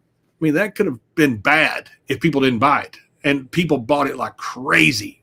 It tells you how great he is. We are live with John. If you got a question, we want to hear from him. Let's do a few questions live here before we jump into. I've got one or two more pieces of business I want to discuss with you. A Cell Raider says, did they ever consider putting a gold digging woman with you during your JBL run, like $1 million woman? What storyline did you love or hate the most? That's interesting. Well, did they ever do like a gold digger pitch to you about pairing you with an on-screen lady like that? No, we had a lot of talks about different women that could have been in the cabinet. I thought Amy Weber was incredibly talented. She was very good. I thought Jillian is fantastic. I think to this day, I think Jillian's fantastic. I talked about one time about Angelina Love before they got Jillian of coming in, and for whatever, I'm not sure why it didn't work out. But that was kind of a gold digger type. I'd always had just different, Stan Hansen always told me, and I always had pretty girls with me. I always kind of wanted just an ugly one, and I talked to Vince about it. We never could figure out what to do, like Stan Hansen, because Stan Hansen used to do that great promo, like, oh, you guys with your short britches and your pretty girls, I got a fat, ugly wife and 9 kids to feed. I just thought that was so great. I just thought as a heel, I don't need somebody that's beautiful. And I had beautiful women there. I understand the idea of having, beautiful women make people hate you, but I always thought of, just going the other way and finding one that wasn't attractive and acting like she was or whatever it was. It could be like, who was it with the ugly cousin? Was it Fred Sanford? Oh, yeah. Anytime you can bring in a Fred Sanford reference, which nobody gets but me and you and Dave, it's awesome. No, listen, that's the big one, Elizabeth. Hey, Alex wants to know, how did you know when to go with the flow with creative, even if you didn't like it? And when would you say that doesn't work for me, brother? That's interesting. How do you differentiate between the two? I always always pitched stuff to me. I never, was never told do this or else. I mean, there may have been an or else behind it. I never knew there was. I always thought the idea of saying I don't like that, but the thing was, if you don't like something, you got to give them something different. You can't just say that doesn't work for me, brother. Now maybe Hogan could because he was Hogan, but Vince didn't like that. Vince didn't mind. I don't like that. Here's what I think works better. Vince is perfectly fine with that. He has no issue whatsoever. He loved the debate going back and forth of, is it really better or is it not? And he would listen to you. I always tell people when they talk to Vince, you better be prepared because he's going to listen to every single word you say. And you expect people that are real busy like that and wealthy and all that they'll interrupt you and you're trying to get everything in real fast. I said, Vince is going to just listen to you. Say everything you want, then he's going to pause uncomfortably long and he's going to give you an answer. And he's going to have thought it through, but he loved the debate. Vince never had a problem with you saying, I don't like that. Here's what I think works better. And then you can have a debate with him. Is that where why he still loves and hugs so much? What if? Like that was his way of sort of pitching something to Vince. Hey, Vince, I like that. Yes. But what if? 100%. 100%. And he knows how to deal with Vince. And so did Kevin Dunn. And there were masters at dealing with, Vince was a guy that, if you say that sucks, Vince would bow up like anybody with an ego and you're going to do it. I guarantee you're going to do it no matter what. But if you say, Vince, I'm not sure that works, or I like that, but would this work better? He'll sit there and listen to you and he'll give you the full benefit of the doubt. Now he may not do it, but he will certainly listen to it. But it's all a matter of how you approach him. He's a guy that you can challenge him on anything. Just do it in a way that's not confrontational, especially in front of people. Because you do it in front of people, he's going to bow up. Yeah, he has an ego too. We all do. I think JR has said on his show before his best advice to talent when they wanted to discuss something with Vince was converse, don't confront. Do you co-sign that? Oh, 100%. Yeah. Vince is the easiest guy to converse with. You can tell him his idea sucks if you do it in a creative way. He doesn't care. He's fine with that. But if you ever start confronting him like, I ain't doing that, and start challenging his authority by how you're challenging what he's saying, that's going to go very, very badly. Jake from Windy City says, John, I know you're an advocate for rugby. What's it going to take for soccer and rugby to break through here in the United States? Soccer is breaking through right now. It's hard to compete with, the problem is our best kids are going into sports that make more money in the United States, so your best athletes in your schools are going into football and basketball and things like MMA that are making a lot of money, and they're not going into soccer, certainly not going into rugby. What rugby is going to have to do is right now the national team does not have one African-American on it. I think it's an absolute disgrace. And I don't know how they get a sponsor. I think it's horrible, that lack of diversity. I work with inner city programs, and I got one there in Memphis that has nothing but diversity. That's not what they're doing. Rugby is becoming a white privileged sport again on a top level, and that's why they can't compete. I mean, we may not even make our own Rugby World Cup coming up, and rugby it went from 16 teams to 20 teams just to try to get us in, and our guys still can't win. Maybe it's that look because you look like a 1927 baseball segregated team is the problem. I have a real issue with what they're doing with their lack of diversity. I think it's disgraceful and an embarrassment. Their sevens team is not like that. I'm talking about the men's 15s, not the women's, and not the women's 7, but the men's 15. I think it's disgraceful, and until they change that, you're not going to see rugby do anything but be an embarrassment on the national level. Woo. How about that? Strong words from John Layfield today. William Garner is with us here live, and he says, why don't you start a Dallas territory? I miss the Sportatorium. I'm actually got Gray Pearson on my show coming up with Gerald Briscoe. We're taping this week, who had the Sportatorium. He was Fritz's lawyer and had the Sportatorium at one point there and did a really good job. Had a great business model. But there are a lot of people that are running some stuff here in Texas and doing great jobs. Instagram and wrestling historian says, honorable mention for the best return was APA on Raw in December 2007. How fun was that, John? Oh, my God. It was unbelievable. You know what's funny about it is I can go out there in a cowboy hat and get booed, and I can put an APA jersey, go out with Ron Simmons, and they cheer me just like it's unbelievable. It's like, oh, no, he's part of APA. Yeah, we can cheer him. It's awesome. I love it. You're like Clark Kent there. I mean, really. Yeah, one guy's one people want to love, and other guys have beer with. Other guy people want to freaking shoot. Maybe not so much. Maybe not so much.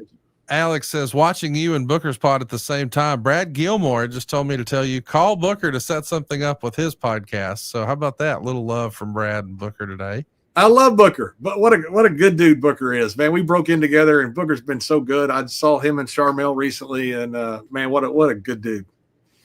AOTV Productions has something I've never heard before, but I guess I'll let you address the rumor and innuendo. He says Dutch Mantel has said that AJ Lee was a heat-seeking magnet in the locker room, and multiple female wrestlers were not a fan of her. Do you recall that? Nope, sure don't. I don't know where Dutch got his information. I'm not going to disagree with Dutch or with AOT, but I wasn't in the locker room. Yeah. When I was doing commentary, I dressed in the TV production office, because they just, I didn't want to interrupt where the boys were. And, me and Booker and a bunch of other guys would dress in the TV production office. It was just easier. And we were in a different kind of category. It was an easier place to be. And so I didn't hear a lot of stuff that went on in the locker room. So I don't know the veracity of any of that. I certainly didn't hear any of that. So to my knowledge, no, but my knowledge was limited. Let's talk a little bit about something you're very knowledgeable about. I'm talking about Brian Danielson, who's going to be doing commentary full time. And I got to imagine that's going to be a hard transition, but not as hard as you'll be with our friends at Blue Chew. Guys, it's time to enter the room. Dick first. Blue Chew is not just a tablet. It's a cheat code for your crotch. Stronger, harder, longer lasting. Like somebody gave your downstairs a pep talk and a gym membership. Blue Chew is the original brand offering chewable tablets for better sex. Serious business. I carry my Encyclopedia Britannica everywhere. Guys, we're not just talking about performance. This is about your legacy or your third legacy. Give her group chat something to talk about. Nothing makes you more of a legend than a little Blue Chew. Go discover your options right now at bluechew.com. And we've got a special deal for our listeners. As always, get your first month of Blue Chew free. Just use the promo code WRESTLE at checkout and pay $5 for shipping. That's it. Join Blue Chew's mission to upgrade humanity one thrust at a time. Head on over to bluechew.com for details and important safety information. And a big thanks to Blue Chew for sponsoring today's podcast. So, John, I'm pretty excited to talk about this because Bryan Danielson, it was just announced, is going to become a regular part of doing wrestling commentary. He's going to be a full-time commentator. Not a lot of wrestlers have made that transition post in-ring. You've done it. So I wanted to talk to you a little bit about this. We've seen him call a pay-per-view and call one television show, but I am curious from your perspective, what is it that makes a wrestler a good candidate for transitioning to color commentary? I mean, I'm sure being a good talker helps, but that's not really foolproof. A guy like superstar Billy Graham was a hell of a promo, but respectfully, maybe not the best commentator. And even a guy like Jesse Ventura, I think most of our listeners would say, hey, he was a pretty good wrestler, but man, he was tremendous as a commentator. What are the characteristics that you would look for that you think lend themselves to success at the desk? I think a couple things, and I think Daniel Bryan, you never know until he gets out there, how he's going to do. I think he's going to do fantastic, and don't judge him on his first couple shows. Don't judge him on his first month or two. Judge him a year from now. He'll figure it out. It takes a while to get used to it. I think it involves a lot of things. You got to be very quick-witted. You got to be able to follow the action. You got to be able to take your ego out of what you're doing, because you got to a lot of times be a step behind in commentary, not a step ahead. And a lot of guys never figure that out. That you got to let the fans see things first. It's not like football. It's not like football where you say, oh my goodness, the cornerback has walked up man coverage that frees up the linebacker to blitz. We're probably going to see a max side, strong side blitz this play. In football, that helps you watch the play. In wrestling, instead of saying, oh, hey, that's the Undertaker, you don't want to give that away. You want to say, hey, who is that? You know it's the Undertaker, but you don't want to give it away. Sometimes you want to be, not sometimes, most of the time you want to be a step behind in wrestling commentator instead of a step ahead. And it's completely different from sports. A lot of guys never figure that out. I think guys like Daniel Bryan will. But, obviously you have to know the business. You got to have some credibility. The other thing that's really important is you can't have a guy who still wants to be in the ring.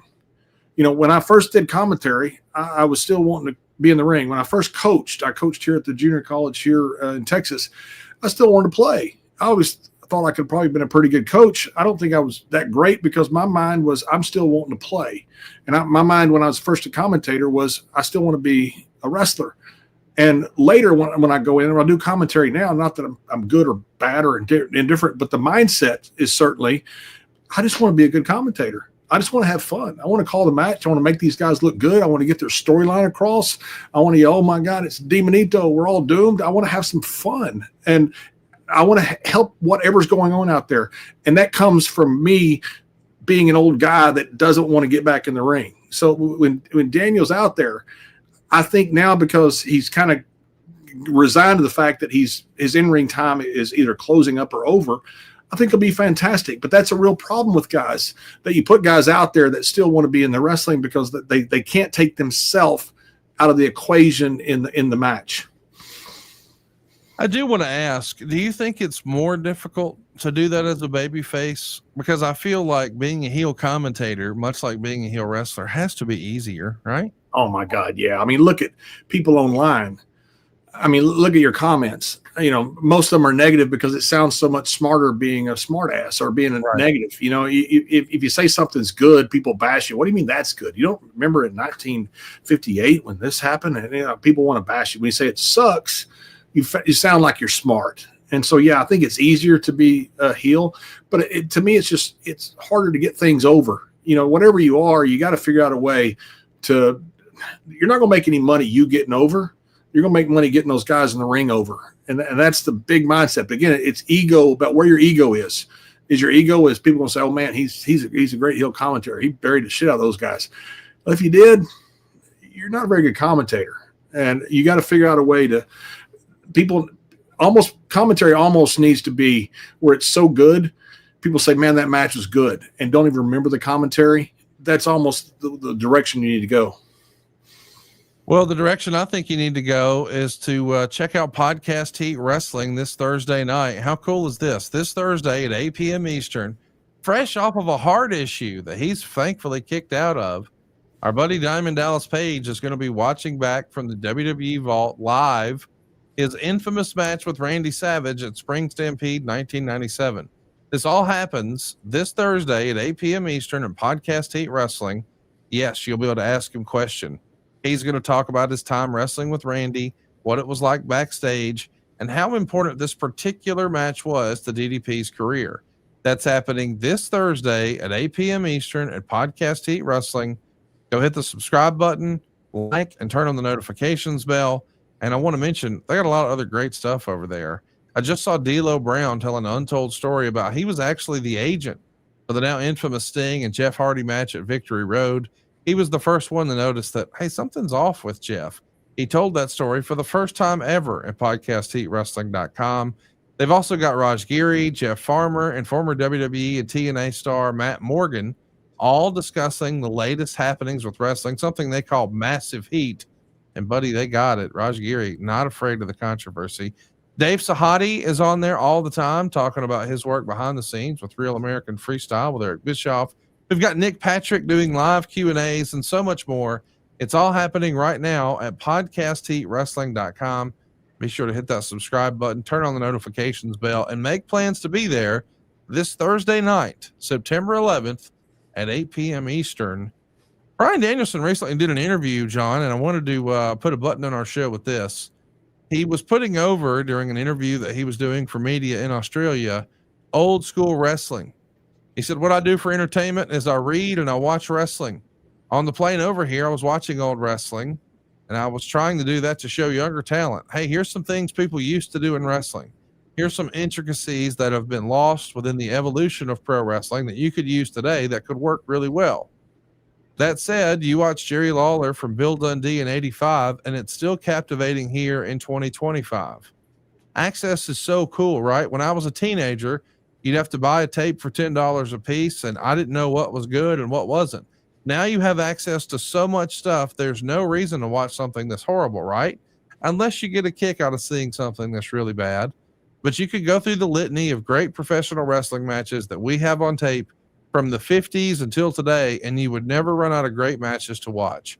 We've got Lou Thez versus Buddy Rogers on YouTube, just free for everybody. I think that's interesting and fascinating that he's recommending that talent today go back and watch old school stuff. And I know just from doing this show with you the last few months, boy, you're on the same page with that, aren't you? Yeah, because you never know what ideas you're going to get. You know, certain things in entertainment work. I mean, it just works. You know, whether you're a magician or whether you're a musician, whatever you are, whether you're a comedian, you know, you watch these old guys that were very successful. You learn mannerisms. You learn different ways to sell stuff. You learn different ways to present yourself. I mean, it's just, there's so much stuff. I mean, that Pat O'Connor rolling arm drag is something that, you know, I showed it to, I was telling Chad Gable about it. You know, he's one of the few people that have used it. I mean, stuff like that just aren't done. And when you see it, you go like, oh my God, that's awesome. And there's so many things like that. Those guys were entertainers too. There's no reason to discount that, you know, before 1984, there was a lot of really great wrestling and a lot of great things that go on. You know, Daniel Bryan, when we did the JBL and Cole show, he was in it every week. He was the top guy in the company. He loved entertaining people so much. He wanted to be on the show and just be entertaining. He loves the art of entertaining, which is, I think, why he's so good and why he's going to be so great at commentary. But I think he's spot on with this. There's no reason to not try to learn from what's gone before. You don't have to reinvent the wheel. You don't have to reinvent the wheel, and we're not trying to do that here. We greatly appreciate you guys hanging out with us live on a Monday night. I'll close with a rather controversial question. I don't know if you have any insight or any opinion at all, but Maddie asked it, and by God, we try to answer every question that's asked. John, what's your take on Matt Riddle no-showing a charity show in the UK? I don't know if you kept up with this story last week. It got a little bit of steam towards the end of the week. I haven't spent a ton of time with Matt Riddle. When I have, man, he's been tremendous, 10 out of 10. What was your experience like with Matt? Fantastic. I love Matt. Absolutely fantastic. One of the nicest, funniest, most respectful guys ever been around. I mean, he's a fantastic. I love him. We had him on our show. He was very kind to come on with me and Jerry Briscoe. But I've done stuff with him all over the place. I always enjoy talking with him. I always enjoy seeing him. I think he's a smart guy. He's done a great job where he's been. And there's two sides to every story. I kind of heard, you know, part of their version. I heard his version. And, you know, I mean, Matt's, in my opinion, from what I've seen, and all you can go by is how people have acted with me, or when you're talking about people, Matt's been absolutely nothing but fantastic. I think the world of Matt Riddle. Well, we appreciate you guys hanging out with us here on a Monday night. We're looking forward to doing this again next week. John, I don't know if you heard, but they're saying that Monday Night Raw is going to be starting an hour earlier. Does that mean we're going to be an hour earlier next week? What do you think? It must be, yes. Yeah, they've got to figure out. You know, I don't blame them. They don't want to keep, kids up too late. I think it's a great idea. You start getting in the 10, 11 o'clock hour of East Coast. It's getting up too late for people that, have to get up and go to work on Tuesday morning. So I think it's a great idea. Well, book it, Dano. We'll see you next week right here, right before Monday Night Raw on Something to Wrestle with John Layfield.